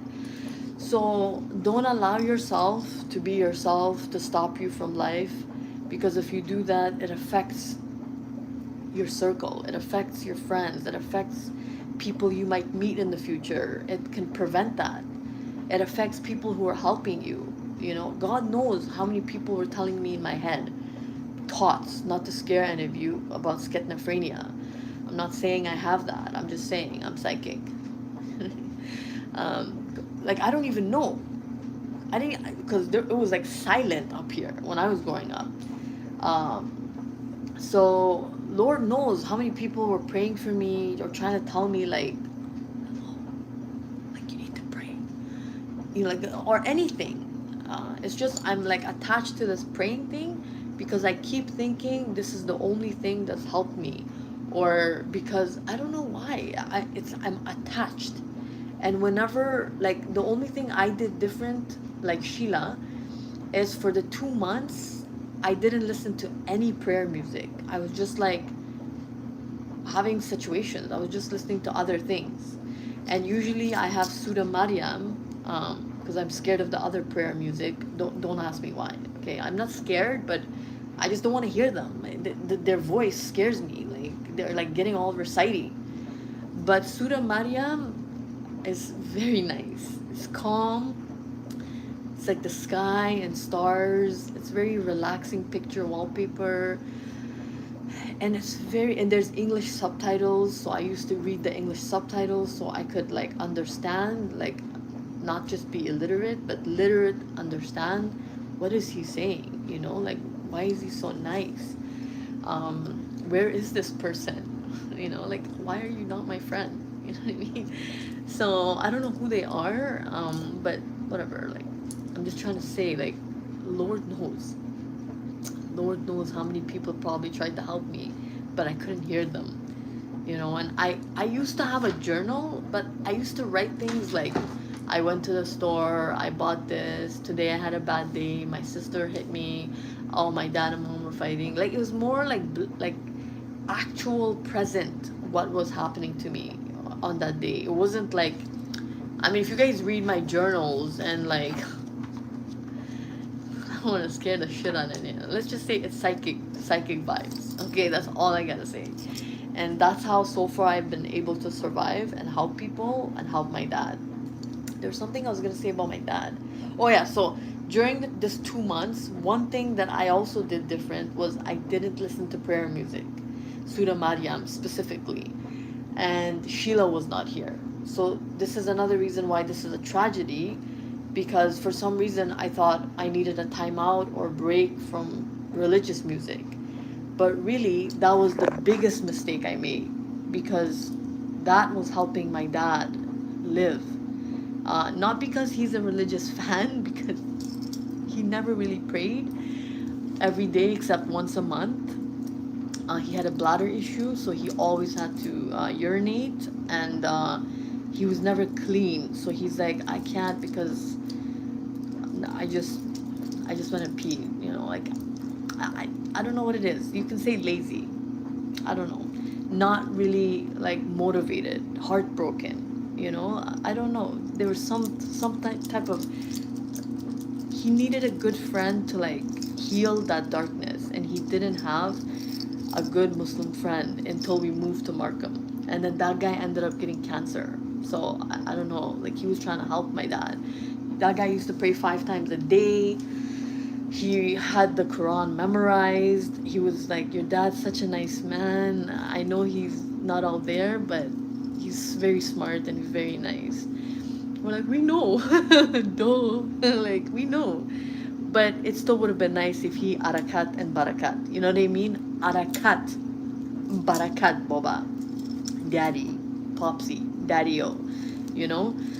So he deprived himself because he was living in that darkness, and he didn't want to let go because he was a night person. I don't know, heard it somewhere, but he was one of those.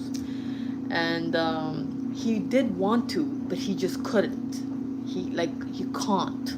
He just can't do it, no matter how much you tell him.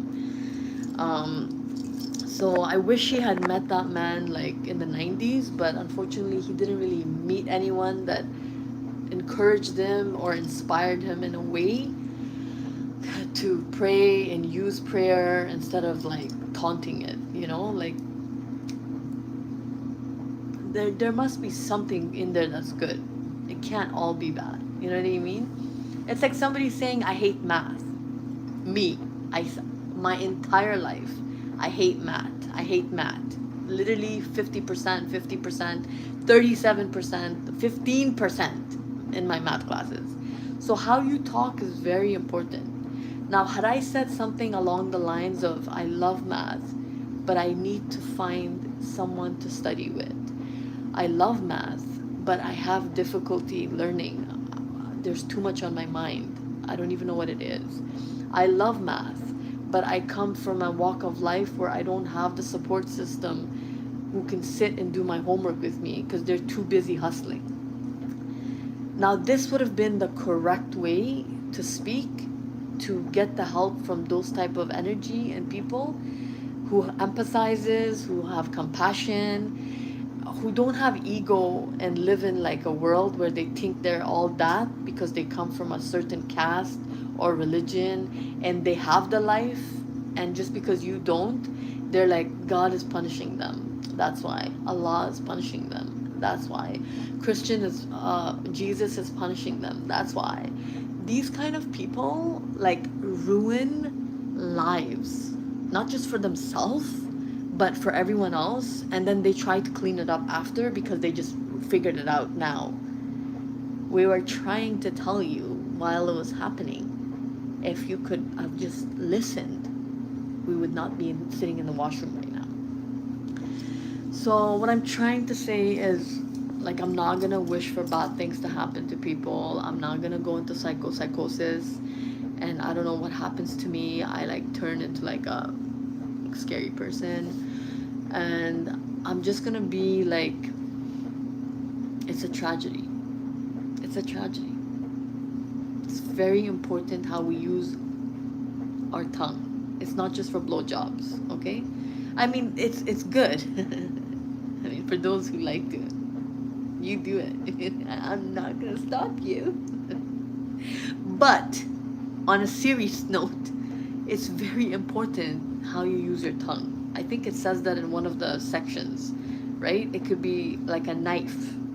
It can kill someone. Look at how beautiful that is. Your tongue can be like a sword and kill someone, or it could be sweet like sugar and heat protect someone, right? Right? Can you find these beautiful words anywhere than from somebody who's a messenger or spiritual or enlightened or intellectual? So that's why I don't hate religion, but I'm like one of those people that's in one of those boxes that says lost and found. Like, My consistency is not there like half of you. That's why you guys are on a yacht. You guys are like praying. You guys are cooking every day. You guys are like not on Instagram or YouTube making these type of videos, right? Which is good. We need that to make the economy. We need that to run the world. Because I need people like that up and running if I need to go see a doctor, right? How are we going to have nurses functioning if they're like me? You know what I mean? Come on. You know I'm a genius. Apple Store, Genius Bar. Inspiration. Me. I'm just saying, like, people, they learn from people in the situation. I'm not really talking about myself. Come on. Would that be true? I don't think so. Oh my god. Can I just take a break? Alright, so as I was saying, it's a tragedy that happened. So I don't want this to happen again. And if we could all, one person can change the world. Obama. Barack Obama, infinity. And Michelle Obama, infinity. Okay? And classy is the definition we should all live by. And we should always prevent tragedy, and IV bags should be available, like, even for your enemy, because you never know when you might need the son of a bitch. You know what I mean? Or a girl of a bitch. I don't know. So I'm just trying to get through this in the most comedic way, because if I were to be like deep, I'd probably be in an IV bag situation right now. So I keep getting the love of my circle, I don't know, my family, my parents, I don't know what it is. They're like, no, we are here. And you're going to journal, you're going to paint, you're going to use your bidet, you're going to shower, you're going to wear pajamas, you're going to also do things at your pace. You know what I'm saying? And I'm just letting you guys know, like, I'm thankful for all you hardworking people out there, because you're like pushing the envelope, and you're also not on lorazepam, which is also a very good thing. And any other medication, everyone takes different antidepressants. I just recently met another girl who's like me, and she's like, oh yeah, I don't take lorazepam, but LP, just in case YouTube doesn't like me talking about narcotics. LP, not lorazepam. She's like, I take something called, I don't know, Bandosapali or something like that.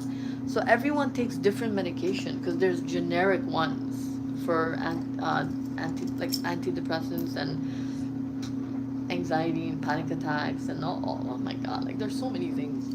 Where do I begin? So let's just try to be people who make a difference in people's life. And for all the nursing homes that are owned by the government, if they can go to the nursing home on Dufferin and Steeles that I used to go inside, I don't know why, but it was winter, so I couldn't stay in the bus shelter, so I always ended up inside their lobby, so I'm warm because they had heaters. And then sometimes I said, where am I? Like, why am I, like, what is this building? You know, it smells so nice. So I ended up a few times going inside. And then I found out that there's something called a retirement home, right? It's called like a retirement home. So what happens is, like, people who have parents who can no longer live in their own home because their children got married and moved out in their home, so they can no longer live in their mansion or like their semi-detached or single home, and they just can't continue in their lifestyle alone. They are not allowed to be alone, so they're placed in a retirement home. So the retirement home is like a hotel. Literally, there's like concierge, there's a hostess, they have pool room, they have swimming pools, they have date night, but not like as a date night, but with other retirement people living there. The family visits every weekend. Some people come every day if they're retired also, 8 to 4. They have nice rugs, chandeliers. I'm talking about luxury, like $6,000, $7,000 a month. So these are like private retirement homes, okay? So it's kind of like a nursing home, but it's not a nursing home because these parents are still, they've been raised in a way and lived in a way where they're still functioning. They just need to move on to the next stage of their life because they're not allowed to be alone. Because if you're alone, doesn't matter if you're rich or poor, middle class, it's not healthy for you to be alone when you're at a certain age, or if someone thinks you have a diagnosis where everybody has the potential to get it. Schizophrenia is like one of the biggest things. You hear voices, and I mean, if you tell your doctor that, you're gonna end up on medication. But if you have a good doctor, like if you go to like a well-being health 2-week retreatment, they will actually give you, hopefully, the right medication to help you with your problems. But there is side effects, so you have to fight it and try to like incorporate with the daily life, like doing outdoor activities, not letting go of things that are helping you, not locking yourself in your room and sitting there in the dark for everybody else to do everything for you. No, you gotta be a fighter, right? Because you all, like, we're all God's children, and God is a warrior. So we are from the genetics of warrior geneticness, if that makes any sense or gives anyone any kind of hope. So what I'm trying to say is, I wish my father could have ended up in a retirement home, and had he and she taken the steps to like make that move for themselves, because what the hell do we know at 4, 5, 6 years old, right?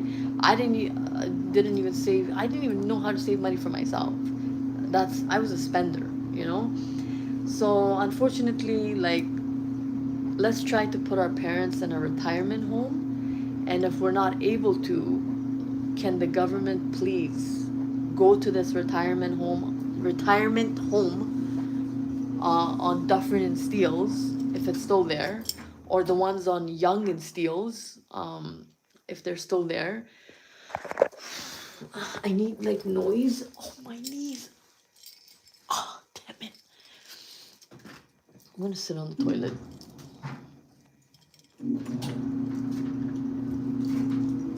Oh, damn.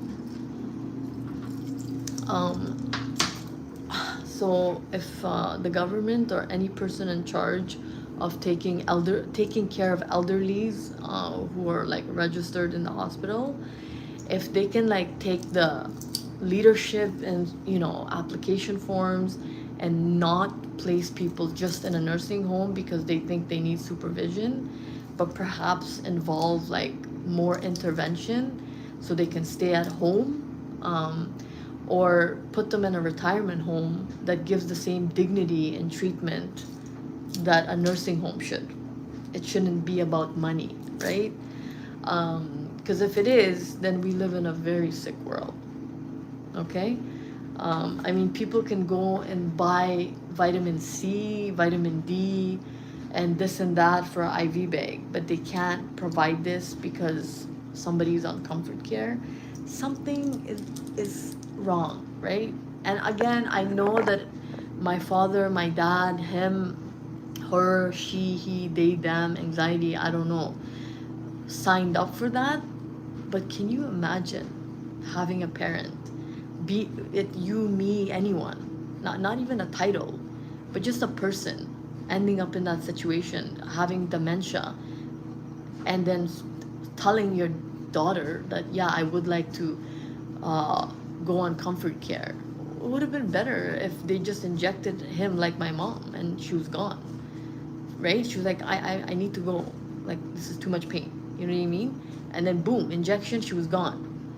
This is like, the person starved, they were dehydrated, they needed to eat, they couldn't talk, they didn't even have the energy to eat. You call this comfort care?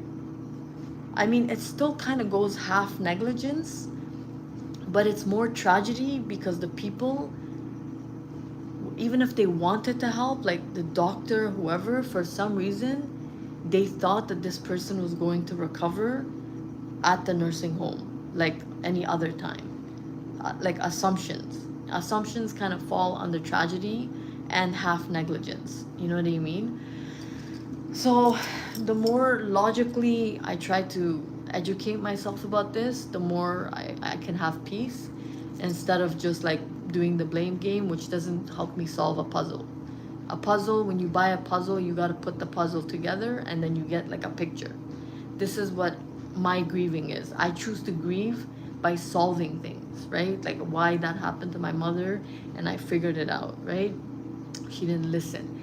Why, and many other things. But when you don't take care of yourself, like if you see half these chicks online and women and older people, there's a lady living in a retirement home. She's got her own room and everything. She's like 90. She comes and posts videos, long life to her, blessings and long life. But like, I was jelly. I'm like, she's 90 and she's talking of complaining about how this guy she went on a date at the retirement in her retirement home, uh, you know, didn't like her lipstick color, and she's like, this guy, I went on a date with him. He didn't like my outfit and my. I said, you know what? There's more fish in the sea. I don't have to deal with this, and I left the date. So she posts on Instagram. She's 90 and she does like ads and stuff. So can you imagine how important it is not to be traditional? Like there's being traditional, which and authentic and original and old school and classical. But you gotta take your brain with you. You cannot allow yourself to deteriorate. You've gotta fight back. What happens if you were like somebody who never married? Guess what happens to these people? Aloneness gets you to the grave faster, you know? So, what I'm trying to say is this was just pure tragedy and half negligence because Sheila wasn't here. She was stuck in Iran, and there was some kind of war between Iran and Israel. These two stupid countries that I hate officially now. And then, so she was in here, and he loved her because she was Afghan, she was Farsi Zuban. She listened to him complain about us, and she would tell us, like, by the way, he complained about you and her, and how you guys always spend so much money. It's so cute. You guys, your dad is hilarious. He tells me all the gossip. So he was literally having a good time at this place, even though it was just like a government type of, not like a $7,000, white people, Jewish people, or anyone who has like logic that made a place instead of just a basic place. But at the end of the day, it's important to be an optimistic individual, be a positive individual, because you really don't want to let loneliness and a person who doesn't have family or friends, or God forbid you end up in a situation where your own children end up in a situation that are not able to help you, then you have to do your part until they're able to, right? So again, Sheila was not there. I stopped listening to Surah Maryam for 2 months. I was weird for 2 months. I mean, we still visited him, but something was off. And I didn't catch it because, I don't know, that's the puzzle pretty much. And these are the two things that was different in the entire time that I've been living here and just living life. By that I mean like just living life, the basic, and anything else as in trying to be happy, is that Sheila was not here. His assigned primary PSW, and me, I stopped listening to Surah Maryam. I don't know why nobody wrote down on a piece of paper and said, you might want to listen to Surah Maryam. But nobody did. And I zone out, I warp out, I zombie out, I robot out here and there. Thank gosh, most of it's like inside the basement. But imagine if this was like outside, I could get hurt, I could bump into things, I could walk in front of a car, I could jump in front of a train. Like a lot of weird shit have happened on this planet that I've witnessed and seen on CP24, and it's a tragedy and it's traumatizing for the people who have to clean it up. Can you imagine somebody like I don't know if anybody knows about the Toronto TDC, but literally back then, somebody used to jump in front of a train every day. Every day at CP24, they used to update and say, tragic news, 7 o'clock news tonight. Somebody has once again succumbed to their death and they have jumped in front of a train on Eglinton Station. We'd like to take a moment of silence for that person and yada, yada, yada. You know what I mean? So it's like, why couldn't somebody help that person? Why couldn't they hear that noise that said, hey, you're worth it. You're worth it. You're enough. Do not jump in front of that train. Get a bagel. You know, have a samosa. Eat something halal. I don't know. I've never ate halal. Never. Never. Have I had the opportunity to have halal food or buy something? Yeah. But I've never lived the halal life. Our fridge was not halal. We purchased Zeba halal, but like it's not like everything had to be halal. We were not these type of Muslims. We didn't have time for that bullshit. We didn't have time for that, but we had time for bullshit. You know what I mean? So it's important for us to like slow down and not play the blame game, whether it's ourselves or the guilt trip game, because these things, they're not productive, they're not progressive, they're not part of any type of protocol. If anybody knows about protocol, it's like a big word with English people, right? You gotta be professional, positive, enlightened, aware, calm, yoga, meditation, head massages, like take medication. Sometimes you gotta even tell yourself to shut the front door. Like, I'm not trying to like put myself down, but I do have times where I have thoughts and it's like, are you guys done? Can you guys shut the front door? Can you shut the front door? And it's like, yeah, my door's locked. So why are you still talking up here? Not me, up here, you know? The movie trailer conversation. So it's not like a movie, but it's like an audio tape, literally in my head. Sometimes I like the ones that are like calm and nice and like blue sofa talkative type. And then there's ones that are traumatic, you know, who use profanity and it's like swearing at each other. It's like two people every single time. Effing this, effing that, F you, F that, you F yourself. No, you go F yourself. How about nobody F nobody? Okay, how about we all go do some arakat and barakat and save another human being that doesn't die, okay, because they weren't wise enough to sign a proper POA, okay? And for anybody who kept me from trying to be the person to save him from the get-go, I'm not trying to say I'm gonna come after you, but like, God will. And I would like for you to literally build retirement homes for every single person who's going to perhaps be ordained to end up in a situation like that, but in a retirement home that's going to spoil and treat them like over the limit, limitless, okay? So they're not like gonna die in their nursing home without anyone, without saying goodbye, without just dying of starvation and dehydration. It's still called murder. It's still called murder, but I'm gonna go with tragedy because I really don't want any more people shot in the head. You know what I mean? Like the movies, okay? So, I mean, I don't even watch those movies anymore. Once upon a time, I thought they were such good movies, watching Salt, you know, like watching like Espionage and like Angelina Jolie gets kidnapped. People are like putting water in her mouth. And I'm like, how could people do this?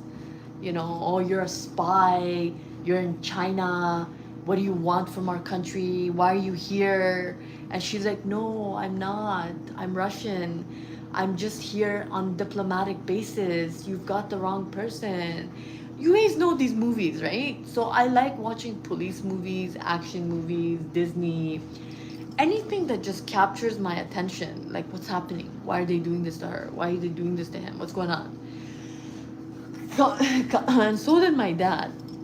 But he seemed to like the news channel more, and then the cursing and stuff. So, without trying to go in that traumatic moment of what happened to him, but it just cannot happen to anybody else. Otherwise, I will purposely put myself in that dark place and see what happens. Okay? So, yeah, so that's just, all right, traumatic. Wow.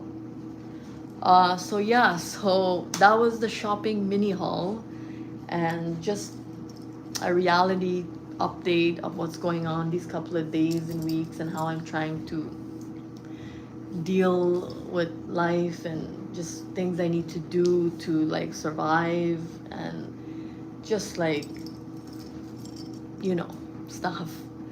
And I just want people to always have a second chance, a third chance, a fourth chance, a fifth chance. Numbers don't mean shit to me. Literally any chance. And the right people should have those people who have dementia or they're diagnosed with some kind of a disease where they don't know how to make a decision, to help them. And everyone should not be in a nursing home. They should be at a retirement home, like the one on Dufferin and Steeles that I kept going inside. I was 20, you know, I was so like young, 26, 27, 20, like I was young.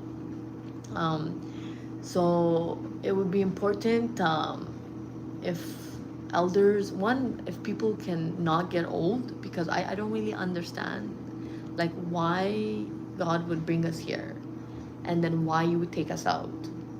You might as well just shoot us in the head. I mean, I'd rather be like, if I had to choose, I'd rather be taken out fast instead of like getting old and oh, there's rheumatism, osteoporosis. My friend has multiple sclerosis. Somebody else got cancer. Some kid got shot by a police. You know, like just random stuff that happened to people. Why do you bring us on this earth only to give us an ordained destiny that makes no sense and just breaks people's heart? And then it's like a life lesson. Like perhaps you needed to drink coffee. Oh dear prophet, was there any coffee during that 4 a.m. when you were sitting under the tree? Messengers of religion, not just like my own. I'm not trying to like be disrespectful. I'm trying to tell you as this person how I feel. Somebody who's not a scholar, somebody who doesn't come from a perfect religious background, somebody who does not have all of all their shit together, you know, they have a right to like find answers why these things happen and how we can prevent them. But people who have that stable, perfect life, they all don't always try to go and save the world and make the world a better place for the generations and generations of all people of all nationalities. They just live their life and help each other. And then there's just this one particular small group who are extremely enlightened and extremely helpful and extremely dedicated to humanity. Doesn't matter their background or religion, or if they're an atheist in secret, but they practice their religion in order to survive, because God forbid if you don't, you might end up like my dad. You know what I mean? So without trying to, I don't know, without trying to like traumatize anyone, because I don't want to, I'm just literally speaking as honestly and non-edited. You know how a person watches a video and says, oh, we might not say that, we might want to hold back on that, we might want to be careful about that, we might want to not talk about that right now. Now might not be a good time to say that person's, it's literally raw, So in one way I can apologize for anyone who lives like in a Disney brain and might be traumatized or might not even want to hear it, like the idiot who just said, then maybe you shouldn't be talking about this. If you have health, like these type of health issues, you can suck my vagina later on tonight, okay? That's all I gotta say to you. All right, Dr. Style? Dr. Style. Yeah, okay. But for those who are deep and who have life experience and who understand, you will get me. You won't take this personal. You won't be like, where's that soap bar? Your phone is 55%. You won't be like sensitive, like the Dove soap. You know, you won't be sensitive. You won't be like, stupid. Hola, ¿cómo estás? Bonjour. Cocktaila. You know, das vidanya. Assalamu alaikum. You know, namaste. You know what I mean? You know how Indian people are scared people, right? But of course, we want to take advantage of people who are like scaredy cats, right? It's like such a cool thing to do, right? No. So I also don't like people who intimidate and bully. Now, although when I talk sometimes I come off to be intimidating, I may come off to be bullying, I may come off to be traumatizing, I really am not. Literally, there was a spider and I'm like jumping all over the bed if I'm myself, my real self, not a spider, let's just say a bug, a roach, anything, you know, a snail, whatever. So I don't mean to come off of anything negative. I don't mean to like attack anyone's religion. I don't mean to like degrade or in any way seem unintellectual. No. But sometimes it's good to hear things raw without it being edited. Now the rest of you don't go like copying me and do this. If you do, I hope that's what you want to do. For me, this is literally how my life has been. So if I hadn't deleted all my YouTube videos in Treetop, in the garage, on that stupid couch, when I zoned out, perhaps I could have been making those type of successful videos.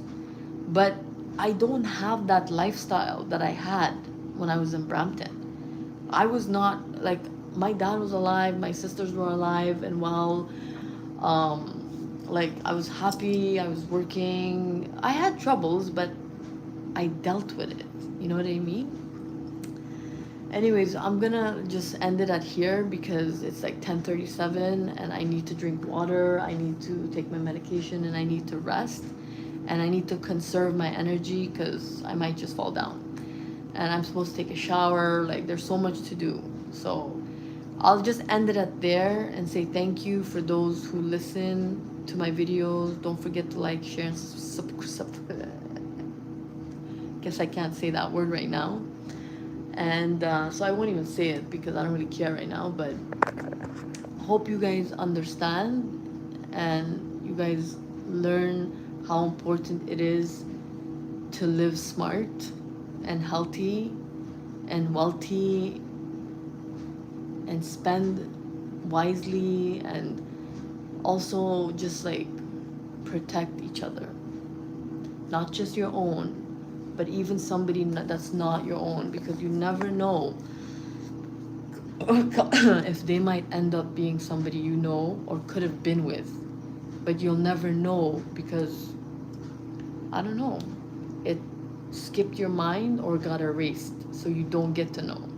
There's a thing, I don't know, in the Quran Sharif that says, there's two things that I read that a lot of the pages had. One was like, you're going to hell, you're going to hell, you're going to hell. And I'm like, all right, okay, so this whole book is about going to hell.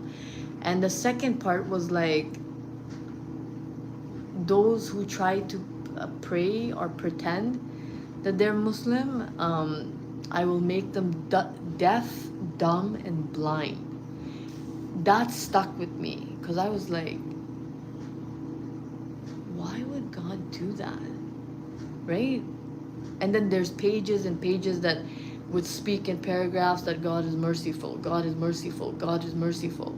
So then I'm like, this book is not like logically chronological in its intention to assist or teach, because why would you keep telling me I'm gonna go to hell, right? Already like telling me my destination without me even having lived life already, you know. And again, I read this on my own. I didn't have like some teacher. So for anyone who's like a better Muslim than me and has like the perfect Muslim life, I'm so sorry if I'm offending you and you're having like some kind of like a panic attack. Okay, like take have some whiskey, I don't know.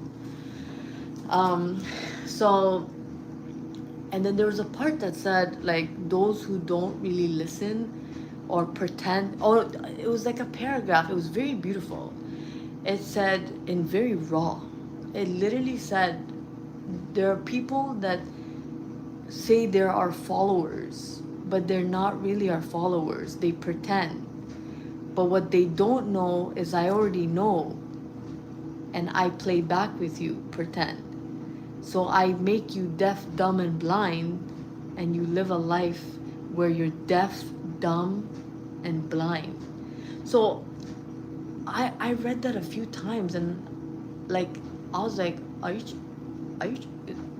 wait, I'm Muslim, right? So is somebody out to get me? You know what I mean? Like this book is trying to like, this is like a Target situation when you're like watching a movie and somebody gives an envelope to someone and says, please kill this person, and that person says okay, and when they do it, it's done, and they call and they say it's done, or they send pictures and say look, it's done, right? So to me, when I read that, it sounded like a direct threat. I'm like, are you threatening me? So I closed the book and I said, I'm done with this religious book, because like you're not threatening me. You know, I already got homework, I've got things to do, I gotta go to work after school, my mom's not home, my dad has like tantrums, like I don't need to hear this. You know, I'm done, I'm gonna go read my novels, you know, like you're mean. So again, I went back to it later on as I got older and older, and it all hit the same way. Why are you, if somebody else is doing you wrong and they're your followers or they're pretending to be your followers, why would you make them deaf, dumb, and blind? And if they can see, and it said there that they can still see, they can still hear, and they're still competent, but they don't realize that they're really not. I'm making them live a life that they don't even know, and then they're going to be ordained for a misery at the end. And then there are certain people that do know about what is going to happen with that person, and this wasn't in there, but I'm just elaborating like what the mind of this person was who wrote this. And then there's like people who know about what happens to people who don't follow the, you know, Bible or any type of you know, like religious book properly, and they try to help that person because they see that person doesn't have the privilege or opportunity to understand it properly, to use it to help themselves. And then there's people who actually take advantage of people who don't understand their scripture, or because they're either not in that mind frame to be helpful, or they just misunderstand, or as the soap would say, sensitive. Like if I come on here and say F your religion, and I just literally do a video on that, I'll just pick any religion, right? Like what is going to be the first thing from the people?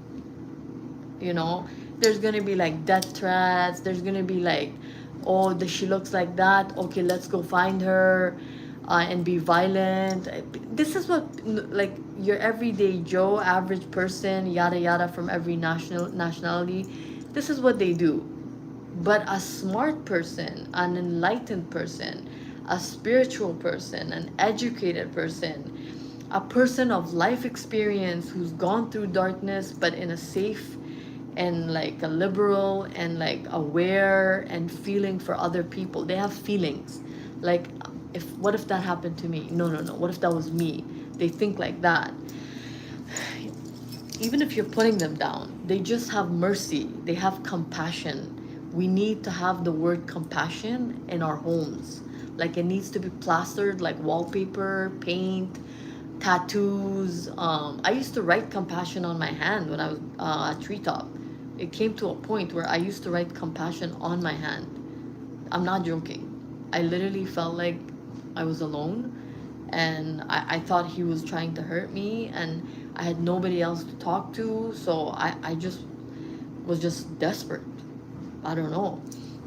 Um, and so compassion is really big, that we need to have no matter what. Um, like, you know, those like inspirational plaques. Literally buy the plaque compassion as a gift for someone. Put it in your own house. By accidentally put it in somebody else's house without them knowing, just in case they don't want it there. You know, like sometimes you gotta do weird things like that. So what I'm trying to say is, let's have compassion planet Earth, and make sure that our seniors and people who are our upcoming seniors, young people who are not even like adults or teenagers who end up getting leukemia. My cousin, who is now cancer free, but still, we still went through it. She still went through it. Her mom still went through it. You know what I mean? To have to help her. Sick kids hospital. You know, like somebody made sick kids hospital.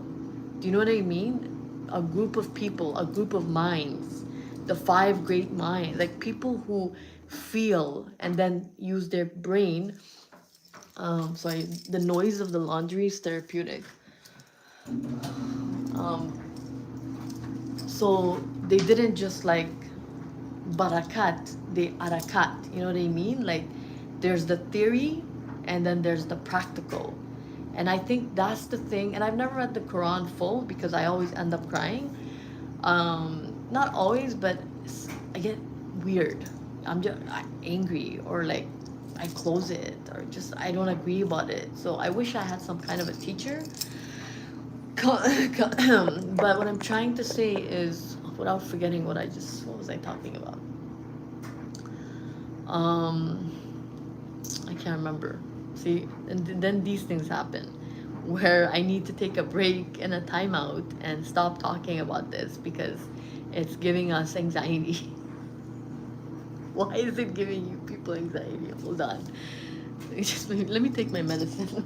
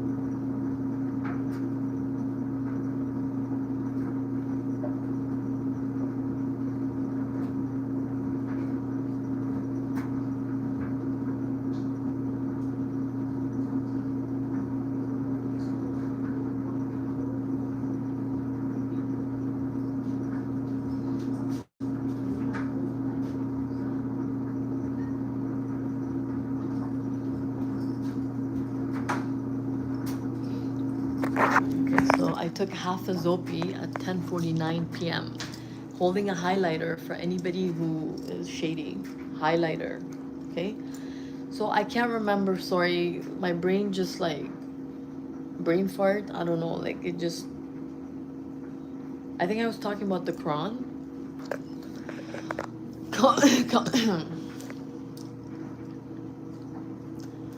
I can't remember. So just give me a minute.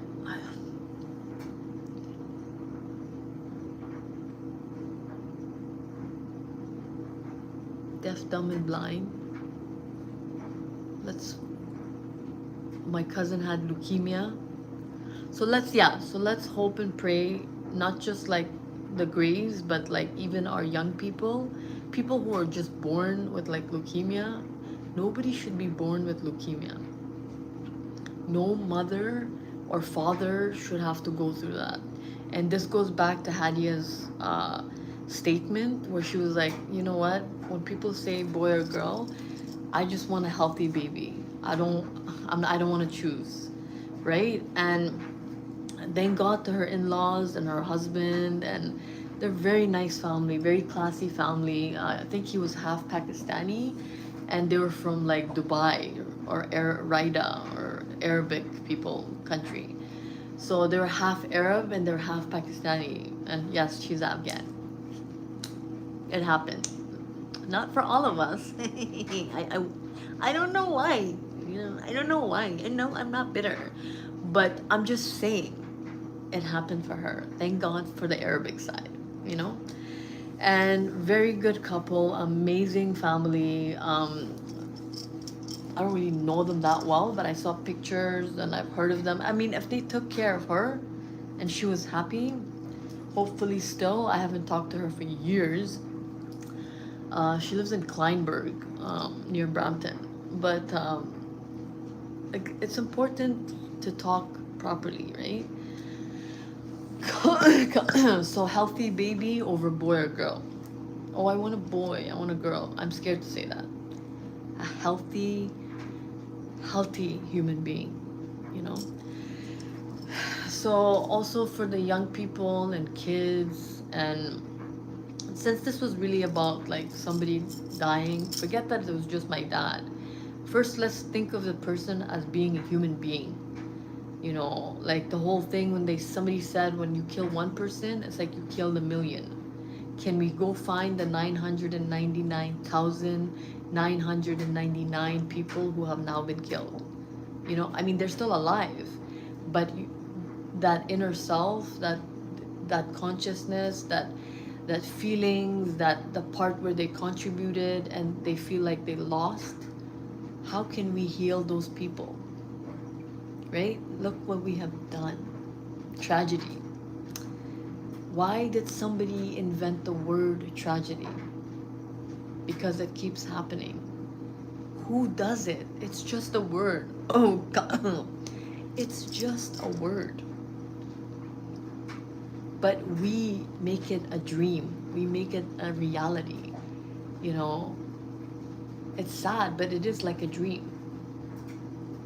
Like, I don't want to say the other one because I can't say the other word. It starts with night. But like, literally, that other word. You know what I mean? So tragedy is just a word. We can take the word and prevent it. We can prevent tragedy is what I'm trying to say. Sorry about that, my acid reflux. In any case, like any person in any situation that's similar to this, I just cannot like register how this even happened. And you know what I mean? So I'm very thankful for the pictures and videos I have. I'm very thankful for all the good days and my talk therapy, to going there, talk therapy, coming back. The painful days where I was in so much pain when I came back from there. I don't know why. I can't explain because my phone was not on all the time, but there were some like real like awkward Casper moments, and I got through it. We made it back here. I was able to prepare for the next weekend, and that's all I was like.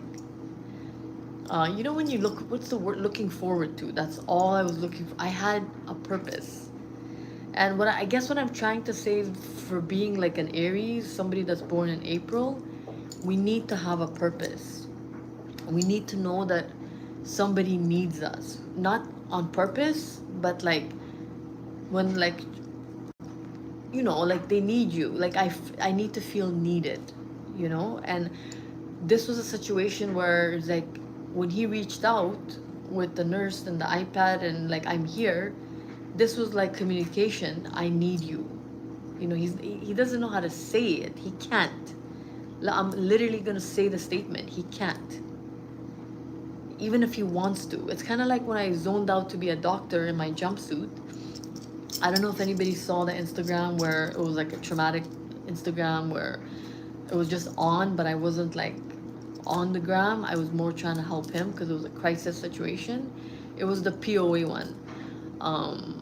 And literally one person, I said snitch, I said tattletale, I said tell me, why doesn't my dad want to eat food from the PSW, from the nurse? And today is the third day I'm coming because of this situation during the weekday. Okay, like $200 car rental situation, not being able to pay for rent sometimes. Like I had to cook food, you know, and eat dal and rice, you know, because that's all that was here.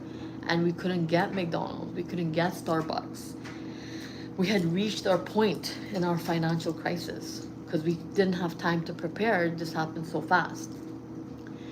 And I asked him, I said, snitch, tattletale, tell me, hold the stuffed animal. Why isn't he eating the food? Who is he? Right?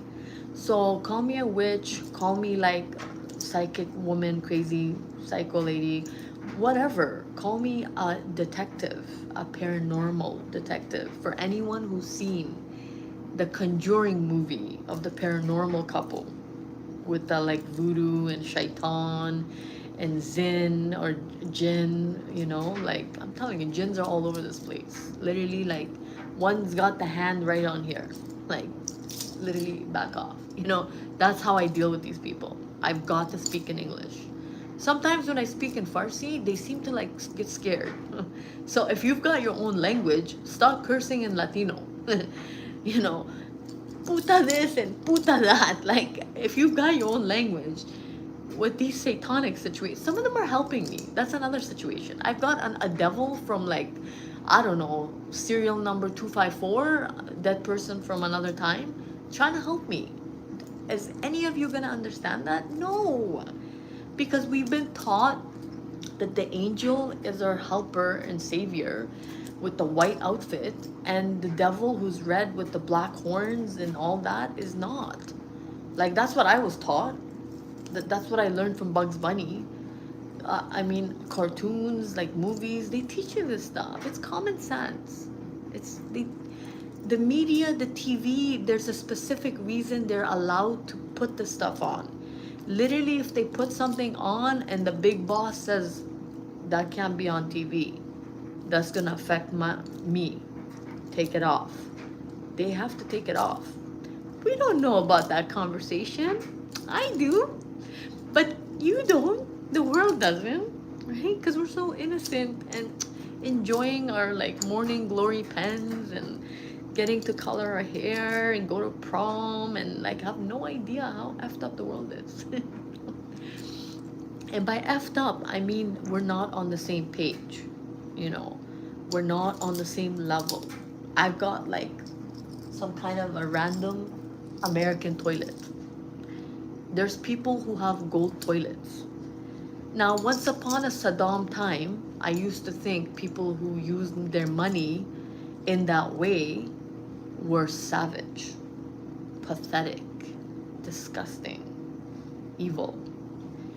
But that was my comprehension and understanding, and based on deaf, dumb, and blind, what was ordained for me to understand in my brain. And anything else that brainwashed me. And then when we just speak bluntly, you know. But after like living with somebody who had well-being health through how many times we broke up, and him turning OCD and then learning about OCD, knowing that I was a pretty bad cleaner and cook. I wasn't in the beginning, but I guess when I was on all those medication, I was a bit lazy. I didn't clean well, It wasn't a priority. I was trying to come out of my depression. Me and my doctor's goal was to come off of my medication. We tried it cold turkey and I almost collapsed. And then I was home alone because that person I was with, common law wise at that time, because he didn't want to get married because he thought I was gonna take his money again and run away to Europe and get a Britain passport or something. I don't know. So when I asked him to do joints account, we are not a fob. When I asked him, hey, when are we going to have a joint account? He specifically, and he had all the right to. I don't blame him. I probably would have. I'm not, given the situation I was in, if I'm taking this medication, right? But then at the same time, no, because how would I be able to get this medication if I run away? And I couldn't come off of it cold turkey. So I was stuck. I had it, the medication kept me from running away and being impulsive for my problems instead of looking it right in the eye and saying, like that white girl or that movie, the cheerleaders, bring it on. The movie, bring it on, bring it on. So I didn't have what you call like the spoiled rich husband. Let me, take care of her first and not myself. Like, I don't know, like people become like that when you dump their ass so many times. So I can't really blame him, but at the same time, I don't know how not to. You know what I mean? But this is why negligence happens. One person's mistake can affect everyone, right? It doesn't mean it was me, because within me is a million people living my life. I mean, if somebody passes away or dies and it's the same as killing a million people, then is there a million people helping and living with me through my journey? I mean, from like a intellectual intelligence type of standpoint of view. You know what I mean? I mean, if I can kill a million people if I'm killed, and that's what they preach, what am I doing to them while I'm living a traumatic life? 44% battery, you know? We gotta think like that. We gotta stop thinking that way after the aftermath. We gotta think the before the aftermath. So while we have these 1 million people, you guys, right?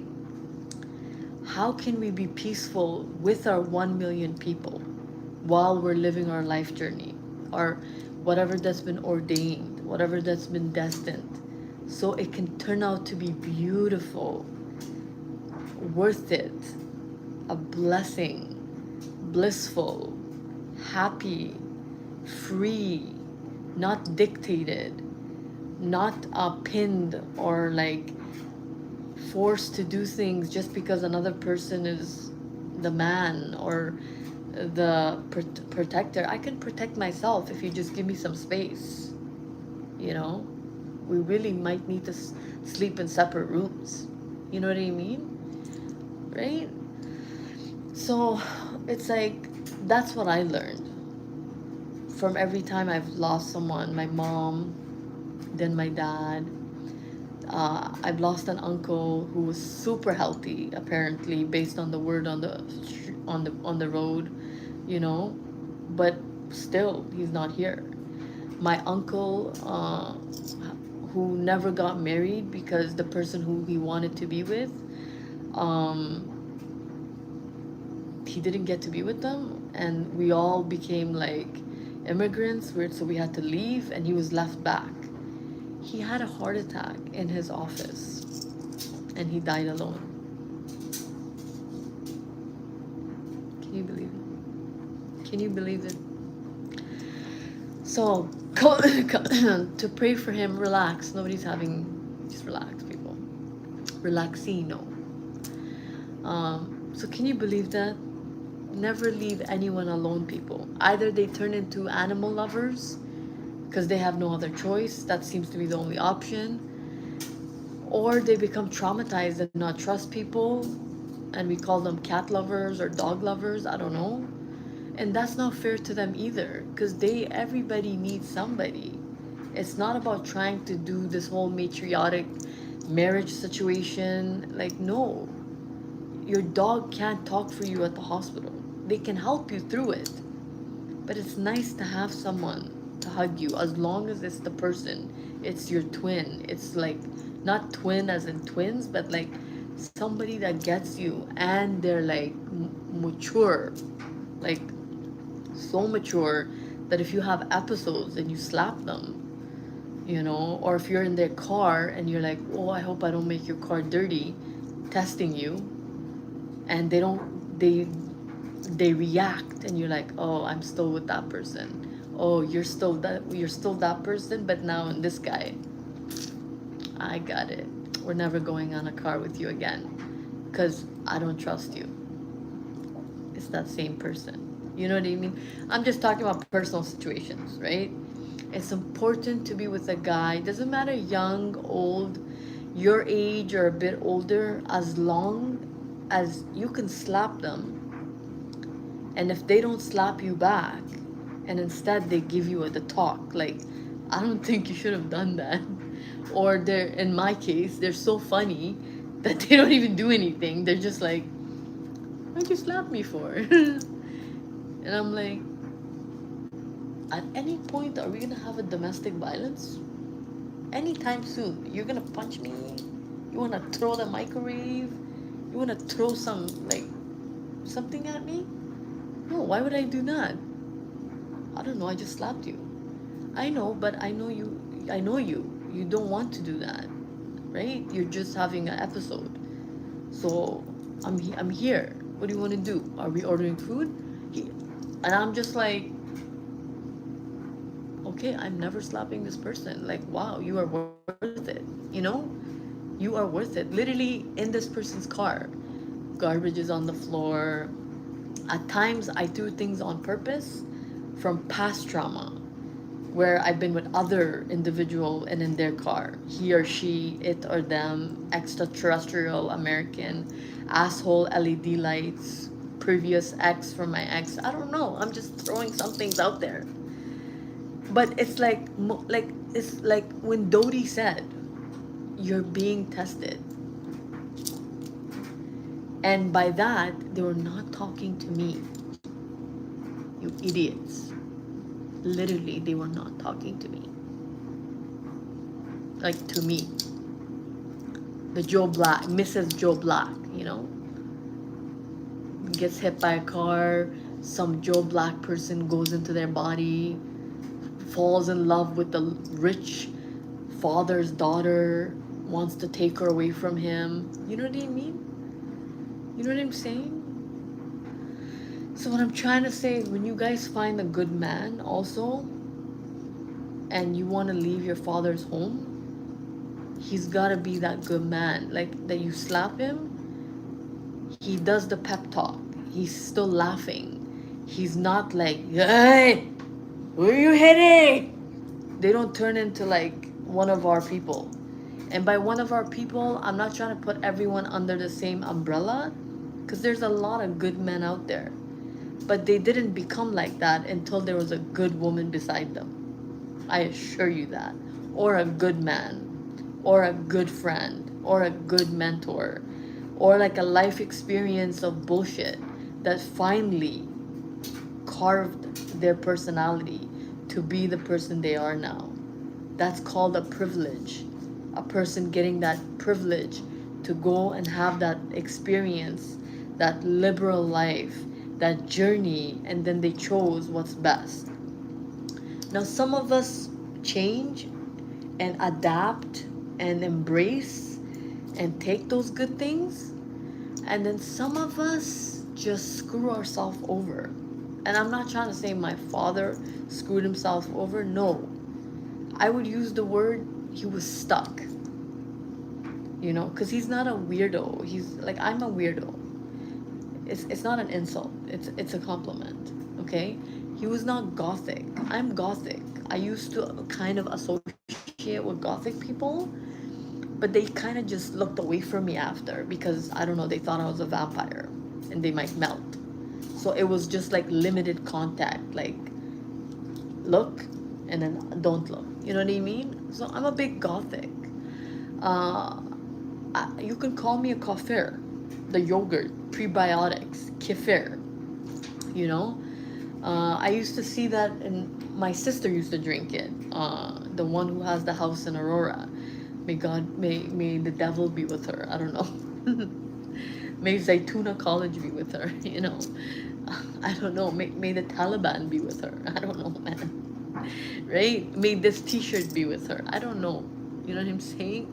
May my necklace be with her. Like, may the basketball necklace be with her. You know, may this blessed necklace be with her. I don't know. But she's gone through her own traumatic situation, which I'm sure life has judged her in many ways because I've seen her Instagram drinking videos. And we all go to alcohol when we feel like life is pointless. That's just a simple truth. It's like when somebody tells you what's right for you and you're stuck, you can't do it. You can't make a change. Well, what can I do now? Now I know too much. LCBO, can I get 6 containers of beer and hard liquor? Whatever you have. Because what are you supposed to do? You gotta numb the pain. Your body wants to go help someone, but you can't. So people go to drinking. My dad also didn't have his wine bottles for circulation, so he wasn't allowed to drink. I brought him red wine, and the nurse said he's on medication. You can't give him alcohol. So I was like, okay. He asked for red wine, but she won't let me give it to him. Please, God, is there a God out there? I'm listening to my father. Is there a God out there? You know what I mean? Like, I don't understand. What should I do? So I got in trouble with the lady. She almost made it seem like she wasn't gonna let me visit. She used the situation. She didn't mean to, but because I got hostile, she got hostile. 2 people getting hostile doesn't help. Only you allow like the negative to take over, and the negative will make you get into like an argument or a fight. Or she was like, I'm gonna call the police so you can't visit your dad. I'm like, so then I just shut my mouth and I said, I'm taking the bottle. I've already told the nurse. She told me I can't give it. I was gonna take it back with me, or I offered to give it to you guys for the Christmas holiday. He asked for red wine. So that was one thing. And so I tried. So it's affected me a lot. I know it's been like 157 minutes of me talking, but once again, I've lost a parent that's been tragically murdered because of half negligence. And like, I'm not trying to say I'm gonna let you guys get away with it, because it's not up to me, it's up to God. I'm just a simple folk living in, Alliston, Alisten, countryside. I've got my own ish going on, but at the same time, I'm trying to be a warrior, to understand how I could have protected him and what I didn't do or did do that screwed him over, and who made me do that, and why didn't I have Surah Maryam or any spiritual music, Christian music, prayer? I don't know about that, but I'm not sure if all of them are his well-wishers. But like, even my own, like, if I could have had Surah Maryam on 8 hours. You know how sometimes I have my lounge music on, I have the Buddha music on, I have my podcast music where there's a Britain lady saying, I am worthy, I am beautiful, and it helps me fall asleep. And then I also have my night lullabies where I have to do that, where I don't fall asleep. I'm like up all day, 24 hours, right? And it's just like, I just wish he had been able to register for 2 weeks in like a mental health ward, so they could see what the deal was in his head, and he could have got medication similar to mine, and it would have helped him so much. And the amount of times where I tried to sneak in, like, I don't know, to give him my medication, but it's like, it's in the back of my head, it's like, it's wrong. It's still your medication. What if something happens? I brought him iron supplements. So I made him green smoothies and I put iron supplements in there. And I didn't care if the nurses knew or found out. I'm like, he needs iron. He's not eating red meat. He likes to eat Afghani food. He likes to eat outside food, but as long as it's fresh and good, clean meat, good meat, not dirty food, right? And he was very OCD about that. So, I mean, our first year of them telling us he was deteriorating, we did amazing. That he was like, I'm gonna get out of here.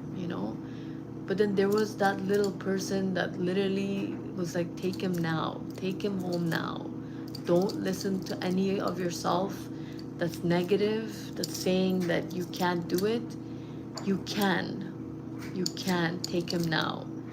And like the only, like, I don't want to say I have regrets because regrets can also make you sick, is I wish I had a little bit more confidence in myself. I wish he gave us a little bit more confidence. I wish he told us himself, like, ما میخوایم امرای تو زندگی کنم. حاجت گفتن نیست یک دفعه دو دفعه. اینم یاله. خب؟ سو هرچی میکنی بکو. But من در اینجا خوش نیستم. مرا از اینجا بکش. Because then he was talking, he was coherent, he was not disoriented, his dementia was gone. Like literally, the Stephanie was like, okay, so your dad doesn't have dementia. This is just weird. Okay, if it's going well, main floor. So we literally healed him, and all he had to say to them was like, I want to go with my daughter and live in her basement. She might not have confidence because she's scared that something might happen to me and I might get blamed. But no, you will not get blamed. Please take me out of here.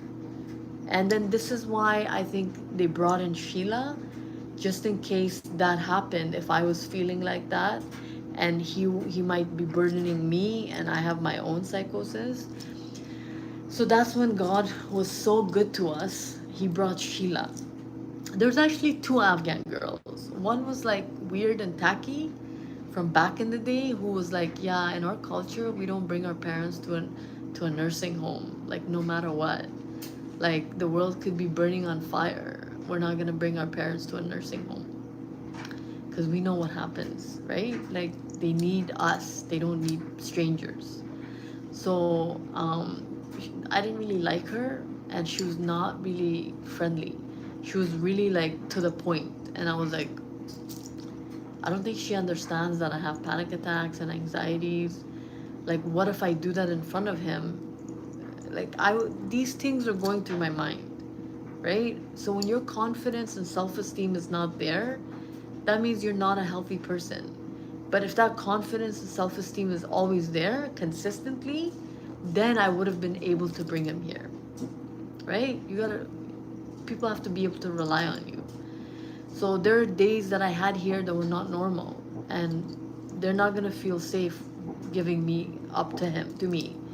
What if something happens to him because of me, or me because of him, or him because of me, right?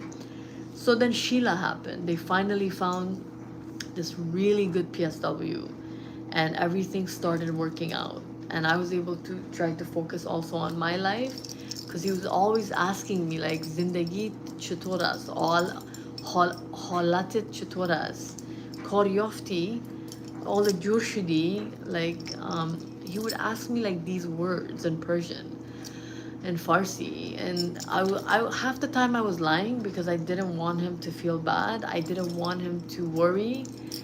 I focused on bringing him back to life. I focused on making him happy. I focused on like giving him love, affection, compassion for him to come to life, and then start eating, right?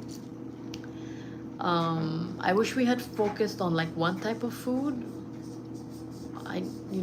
That would have been nice, but we brought him whatever he asked, right? So we didn't pray before we ate. That was another mistake. And we didn't have like Surah Maryam on for 8 hours. I usually had Christmas music on, or they had Christmas music on, or they had the radio on, or the TV was on. So there wasn't like a specific music on. I wish I had like maybe cartoons on. That was nice. A few times I put Peppa Pig, I put like Bluey. I just said, let me protect his inner child because I don't trust the adult. He sounds very bitter and angry. And when you're bitter and angry, you can't help yourself. You try to hurt the person who's helping you because you don't understand where they're coming from. You're just trying to get yourself out of somewhere because you see this person's not doing it. But what he didn't understand is I wasn't declining. I just wanted to make sure that I don't bring more harm to him. You know, do you know what I mean? Yeah. And all that stuff, and like like washing the person. Like I didn't think that I could get the PSWs to come here. None of that came to my mind. That if I had brought him here, I could get PSWs to come here. I could get his funding to support him, to take care of him, to come and clean here, to help me with his things. And if he needed to lie down, if he needed to go on the wheelchair, if he needed to walk up the stairs, I literally was taking pictures of chairs that you could put on a railing, put a new railing, and he can go up and down the stairs. I was trying, but you need time to organize this, and you need both parties to work together as a team, right? And this is why I put Surah Maryam on his iPad. I put the Hindi Arti Om Shanti prayer on his iPad. And after that, he wasn't allowed to use his iPad. His iPad was always dead. Every time, I couldn't even find it. It was shoved underneath his clothes. And I'm like, what? I took it out and I put it on the dividers, the organizers. And then I said, can we charge this iPad? Like, he's supposed to be taking pictures of the day, videos talking about what kind of day he had. Like, he's supposed to be using technology to use and talk in your iPad and say, today's Monday, I'm not happy. If you're a man of few words. Today's Tuesday, this happened. This nurse was too rough with me. Anush didn't visit this weekend. Venus is not here. I feel claustrophobic. I wish somebody was here with me. I get hungry at midnight. He told me that. I started bringing him the veggie chips. He's like, bring me the veggie chips, the one you like. I said, okay. I ordered him 6 bags because he's like, at night I get hungry and everybody's on the graveyard shift, the night shift, and they don't hear me, and I don't know where the button is. So bring me like those chips so I can eat. I'm also guessing that sometimes he was skipping meals, so he was getting hungry at night when he was himself at his best self. So he took the right measures and ate, because we need what, 2,000 carbs a day. We need a specific amount of protein and fruits and veggies. I mean, if I take away the privilege of a lot of people who are eating, who are very healthy and doing well, and you guys don't get to eat your food, like, endure what this person went through, and you will understand what I'm talking about, right? Because what happened to him was, in the day, his dementia, the bipolar behavior, the resentment and miserableness, and his thoughts, the conversations, the meeting in his head.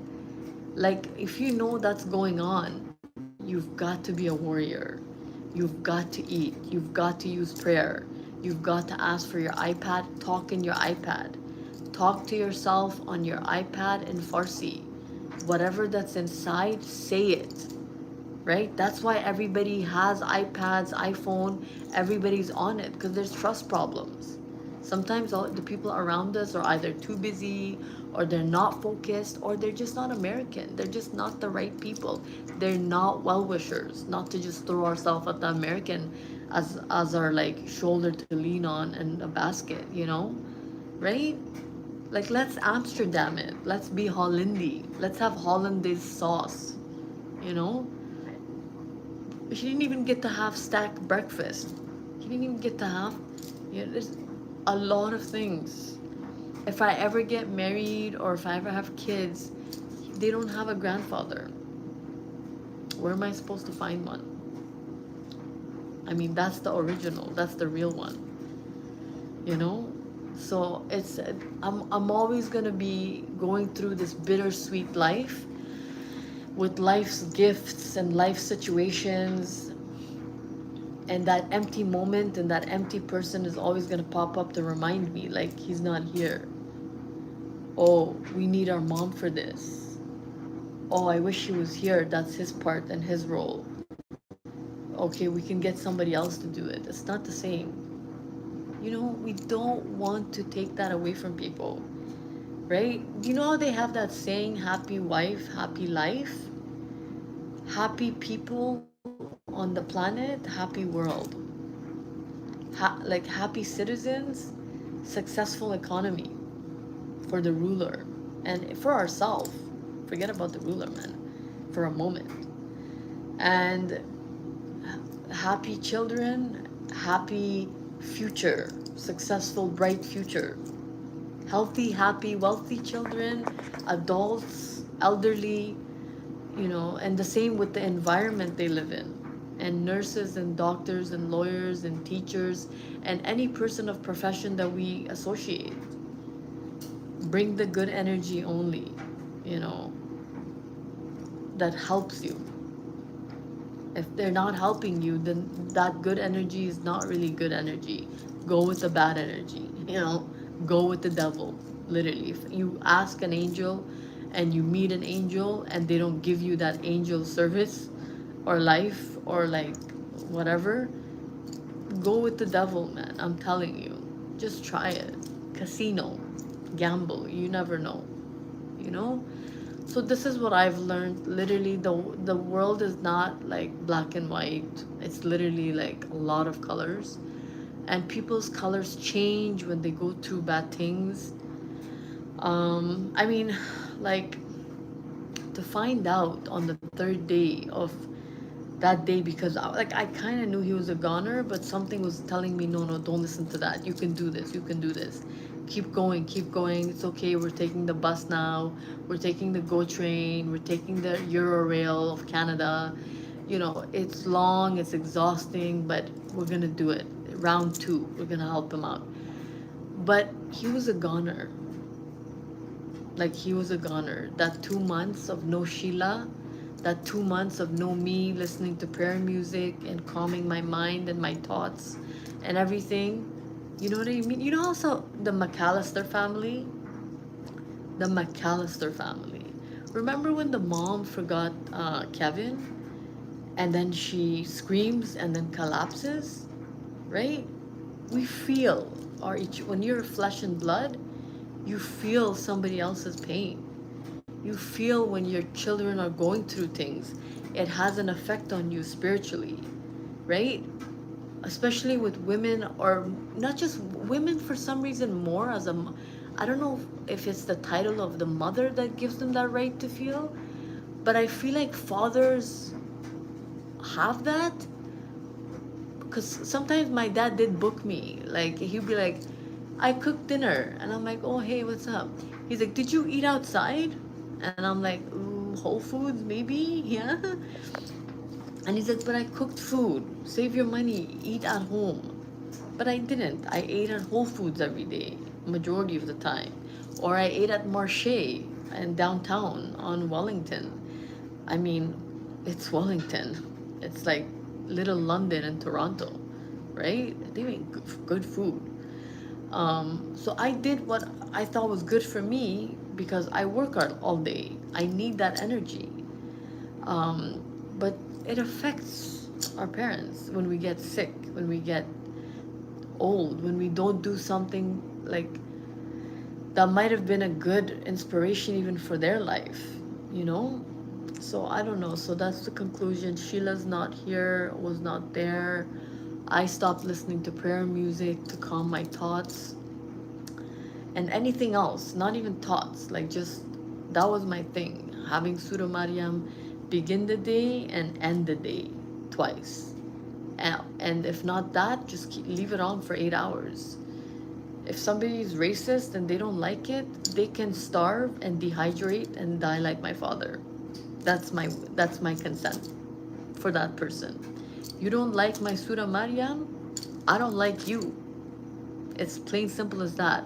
We would never tell you not to listen to your gospel once or twice a day. We would make sure that happens so nothing happens to you. But for some reason, with us, it's the other way around, you know?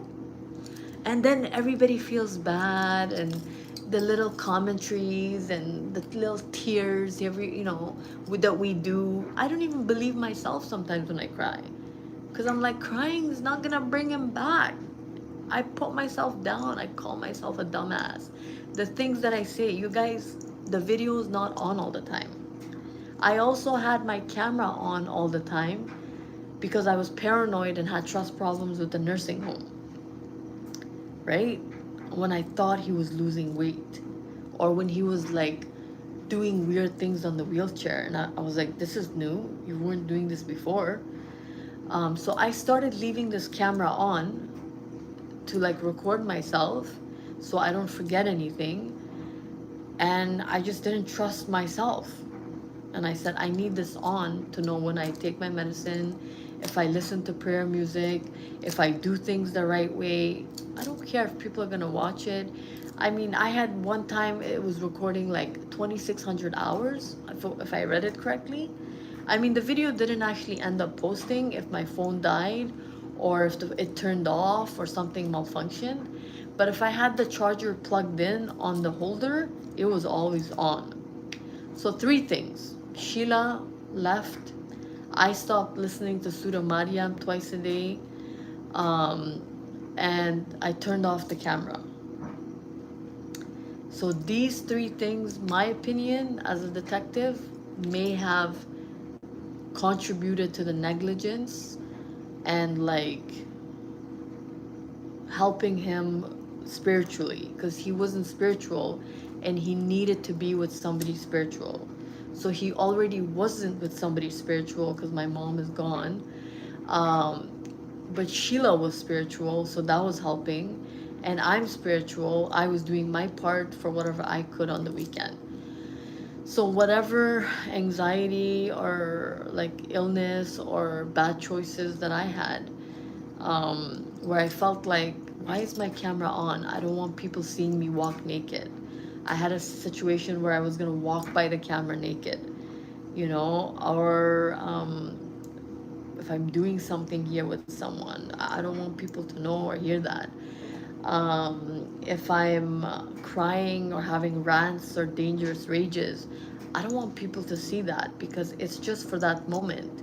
And then I calm down and I get rid of it and I talk myself out of it and say, it's not you, it's someone else. Let it out, vent, whatever, right? So Sheila, Surah Maryam, and camera, because these are the 3 things I was using to help him when I wasn't there. And then these are the 3 things I stopped using, just period. But I still went on the weekend. He just seemed different. He just was different. And I wasn't taking showers every day. So at 4, I wasn't taking showers every day. I was tired, lazy. We were in a rush when we were going somewhere. So I'm like, we don't have time. We got to go to Starbucks. We got to go to Dollarama. We didn't get enough sleep last night. So dysfunctional is like the 5th thing.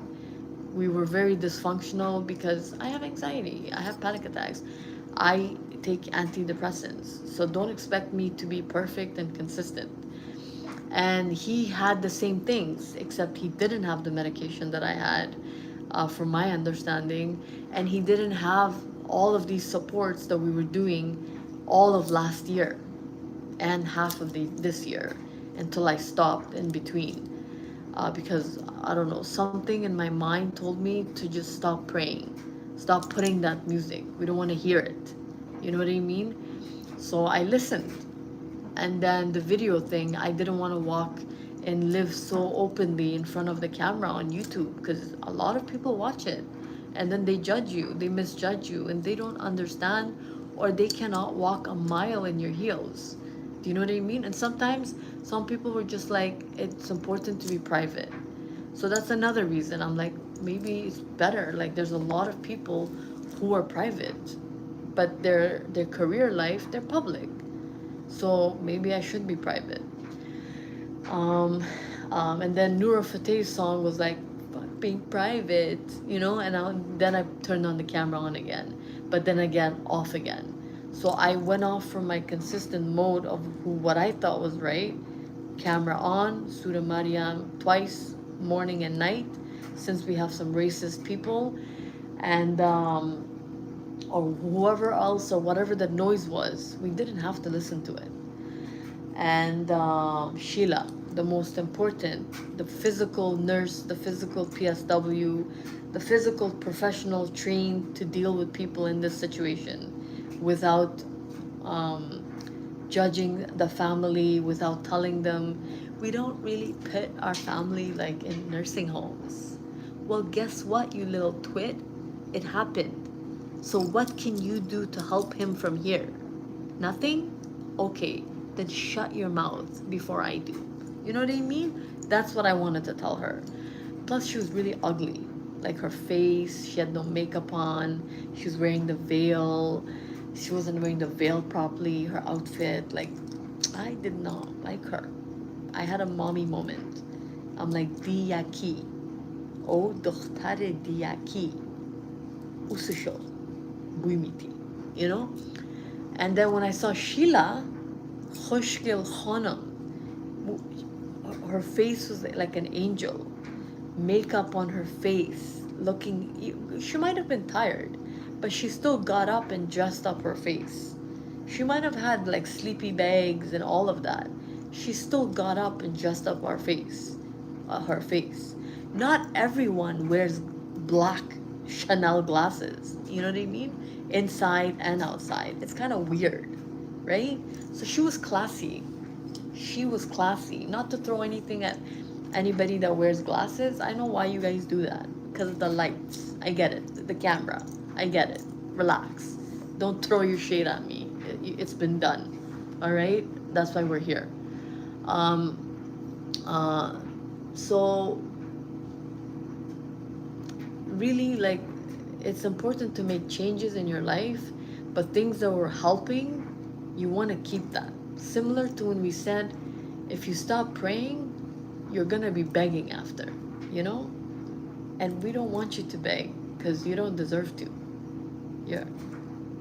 Do you understand what I'm saying? Yeah. So literally, these are some of the differences, some things that I was going through about like, I had so much anxiousness to bring him here, but I wasn't able to, and that was making me angry. So I couldn't think clearly. So when I couldn't think clearly, I said, let me do things different to see if I can get my way, because I can't wait till I get better. I need to be able to get him here, and we'll get better together. I think that might be more helpful. So I was thinking, like, what can I do that would make that happen faster? Except it didn't really help. How would I know that? I didn't. I was just trying to live and try to figure out as much as I could. But it's hard to do that when you forget things. It's hard to do that when you don't concentrate or have the same concentration every day, right? So very important, Sheila, people, like real life people present. Number 2, Surah Maryam, once in the morning, once at night. Number 3, I wasn't taking showers every day. I was bidetting and washing and stuff, because I didn't want to have that situation that happened to me in Newmarket, with the little pimple thing on my ass that I had to apple cider vinegar for like a month. And literally, Sheila, spirituality, Surah Maryam, because that is really what we're kind of connected to. until we wanted to let it go professionally. But if you're stuck with that, you have to use it. If you're attached with that, you have to use it. You can't just neglect it, because then you're neglecting yourself. Do you get it? Stupid.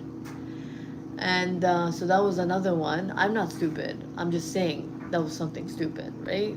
But then what do you do when you're not your best? So Sheila, the prayer, spiritual music, taking showers every day. And if not showers, that's not even the biggest deal, but Sheila and the prayer music. Big time. And the camera on. Leave the camera on. You can turn the audio off. Or no, leave the audio on. Just maybe, I don't know, like, just who cares, you know? Until we get him here safely. And still leave it on. And say, look, it happened. He's here. So Sheila, camera, and for me, Sheila, camera, and the prayer, spiritual music. And I can't remember the other two things I said, but if I said it for anyone listening, you know. And that's just my closure. It was a tragedy. You know, when you don't agree and you're not on the same page, or you need your privacy, or you need your this, it doesn't help, right? You have to believe in yourself that this may be weird, but at this weird situation, you gotta do weird things. Not everybody might be a year, like a yeser, but they're not the one lying down at the nursing home. You know what I mean? So, like, they can shove it up their ass. You know what I mean?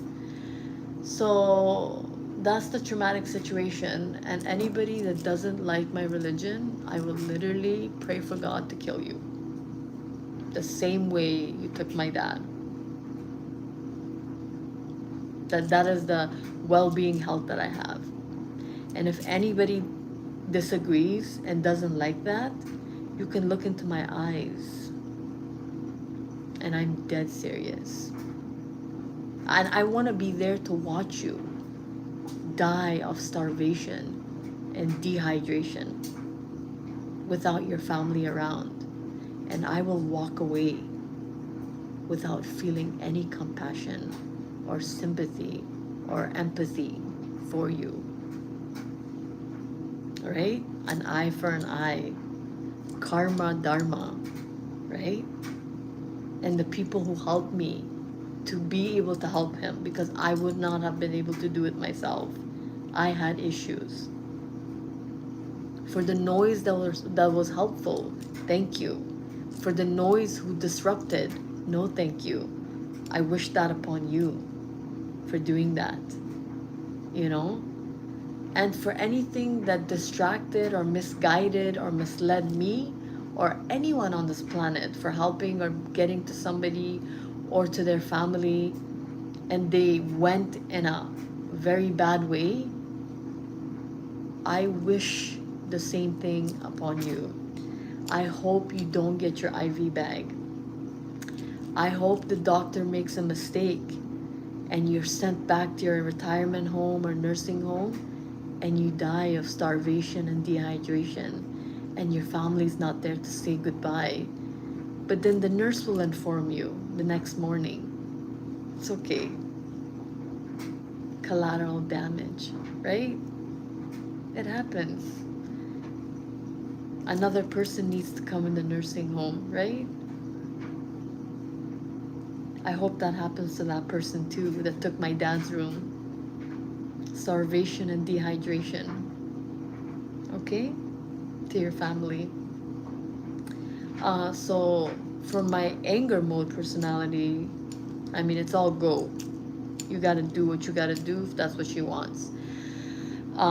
Because it happened, you took an innocent person's life, and then you took 999,999 other people's life, and now they have to live with that they were not able to save, and that nobody's safe as long as there's people signing POAs who aren't even qualified mentally for their own self. Do you know what I mean?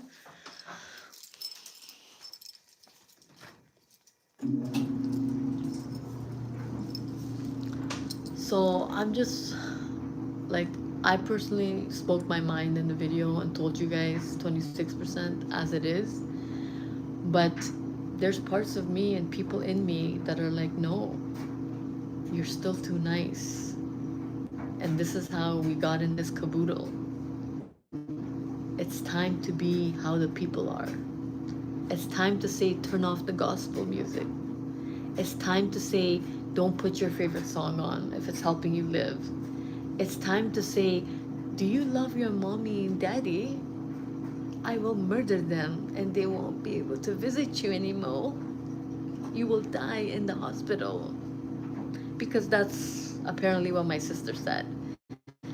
Here, daddy, this is the nursing home. You're going to live here and you're going to die here. I mean, it was just the messenger. She was just literally being the messenger from what the doctor pretty much preached, that he's going to need supervision. He's probably going to be here for a while because you're not a fit daughter to take care of him, from what I see. Like, based on everything, you've got 2 kids, you're full time, you're not there, you're not able to supervise him, you're not even in your home. He's home alone. He can't be home alone. And if he's going to be home alone, he needs nourish and nurturement. He needs routine. He needs activities. He needs people to call and check up on him, you know? So I'm not sure why he wasn't able to do that. He had an iPad. We were calling him. We were talking to him. So what's the problem? So again, something or someone didn't want him to have a successful transition at my sister's house in Aurora. So for any and all of you involved in that, which whatever mood swing you had, I wish the same death upon you of starvation and dehydration and a POA that indicates comfort care. And I wish that you get pneumonia and that your daughter or son is deaf, dumb, and blind and doesn't realize what's going on because nobody communicates the information needed, and we end up going on with our life. I got my period, I got a flu. I mean, I'm the preciseness on being unsuccessful and finishing the job. We always start something, right? Especially in my life. I always start something grand and I never finish it. The finish was to get him out of there. So parts of me is very compassionate, and I've got a dark side, kind of like the angel and devil. Gotta live with the good and the bad, right? If you like the good about me, you gotta like the bad, because that's what makes the whole me, right? I'm sure this information helps a lot of people make decisions for tomorrow, right? So I wish the same thing for all you people who thought it was okay for somebody to go that way. And for everyone that helped and that contributed for that not to happen. I mean, I have my notes. Even when I was in Aurora, please come every day. Your dad needs you. Can you please like try to feed him? He needs to eat. Like very, very nice things, revelations and talks coming to me, even when I was in Aurora. So I'm not trying to place Aurora under this umbrella that it was Aurora's fault. You know, no, it's been a constant investigation. Like I'm some kind of a police officer or like Nancy Drew. But half is negligence, half is tragedy, and then the other is people interfering, just like how they've interfered from the very beginning. So, in order for my other half to have peace, literally, I wish upon you what you did to my dad and mom, and anyone else in my family suffering in any way that is not similar to that, but they have another type of suffering. Like, I've got a cousin who I'm like, are you getting married? And she's like, no, I'm afraid of men. I never want to get married. And I'm like, so she's gonna be single all her life? So what's gonna happen to her when my aunt and uncle die? Right?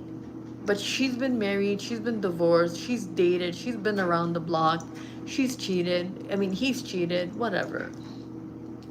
So now, with all this like experience she's gained, her result is I can't be with a man because I don't trust them.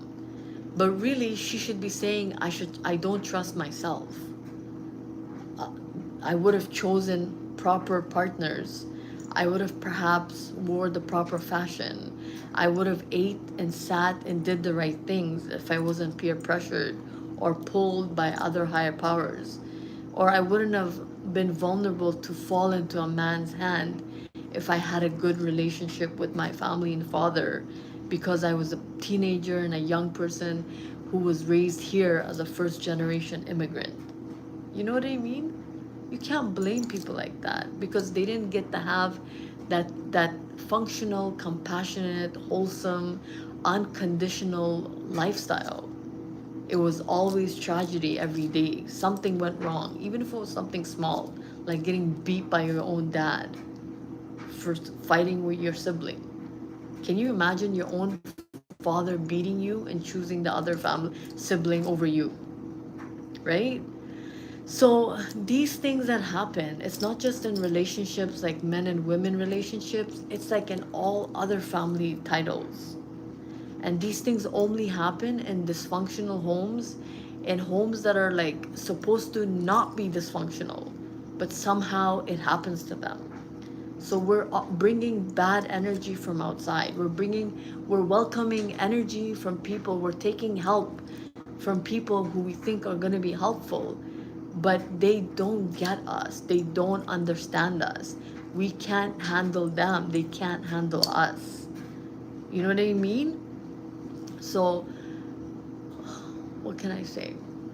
It's half negligence, half tragedy, and the other half is I hope the same thing happens to all of you who prevented me from saving a human being who had nothing to do with what this world is about, because your establishment was here before he was even born, 1948.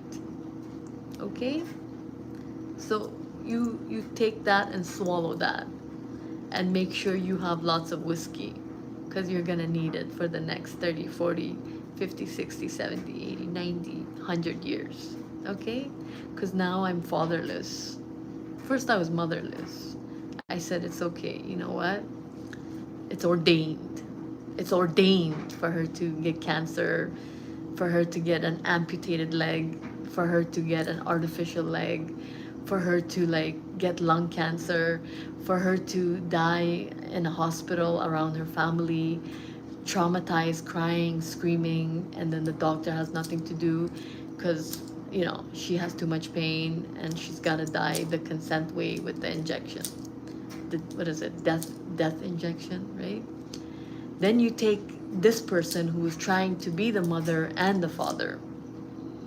Perhaps it was good if he could have just killed himself at Markham, right? I know it's a sin. It's not allowed. I know.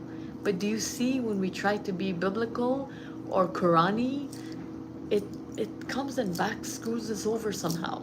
I don't know how. You know? So, I mean, I tried to be a superhero and try to save him, but parts of me just made mistakes. I didn't leave my YouTube channel on. I thought that was something that was a blessing 24/7, even though it was in my house. I couldn't leave it on there because it's a privacy breach. Sheila left to go see her stupid husband and her stupid family, and then got stuck there because of the stupid Iran and Israel. I hate both of your countries. And there's one more thing. Oh, and then I stopped listening to Surah Maryam prayer so I don't turn like this, So, I don't know. Dharma is a bitch. I can't lie. The other half of me wants this to happen to people. And if I don't say that, I would be lying. Like I might not have said it out loud till now, except on the day that I found out, but that's how the other half of me feels. So I'm sorry. What goes around comes around, right? Do to your neighbor what you wish to be done upon you, right? Give the man the IV bag. Don't let him out of the hospital. It's not okay for a nursing home to get pneumonia all the time. That's not something you tell your patients. Oh, it's normal for patients to get pneumonia here. You don't need more work, PSW. You don't need more work, nurse. You don't need more work, director of disease, Mrs. Sushma from Willow Estate Nursing Home. You know, you need more Stephanie Williams, who straight up told me, your dad has dementia, don't take it personal, and he's deteriorating. I'm so sorry. That helped me to do something about it. Right? And people who withheld information, people who lied to me that said, oh, your dad is fine, he ate today. I didn't ask that question. I said, how's my dad? I didn't I didn't say did he eat? You know, like did I jump to that question? And why are you so enthusiastic about it? He ate today. Are you just trying to comfort me so I don't investigate? I wish you, that person, the same death. Not for you to get old, but perhaps at a very young age. You know, where your parents live on and they get to see you die. They outlive you, you know? They get to live on and you go for lying to me. I also don't like liars. I don't. I knew from a very young age two things: people who are two-faced and people who are liars. I mean, I'm those things sometimes, but they're very like petty, you know? Petty. And sometimes they're not. But who created the monster? There had to be a monster for a monster to be imitated, right? Right? You've got to have like a specimen in order to make more specimens. Scientist lab, right? Right? So, on a positive note, I'm trying to move on and get closure. And on a half note, that those people don't. The 999,999.99. So, good luck, planet Earth. I wish you all the best.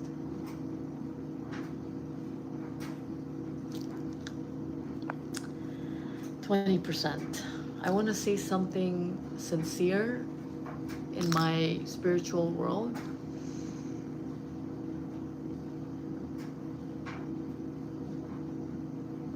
I there's just nothing. An eye for an eye, right? You screwed me, I guess you guys will get screwed. Okay, bye.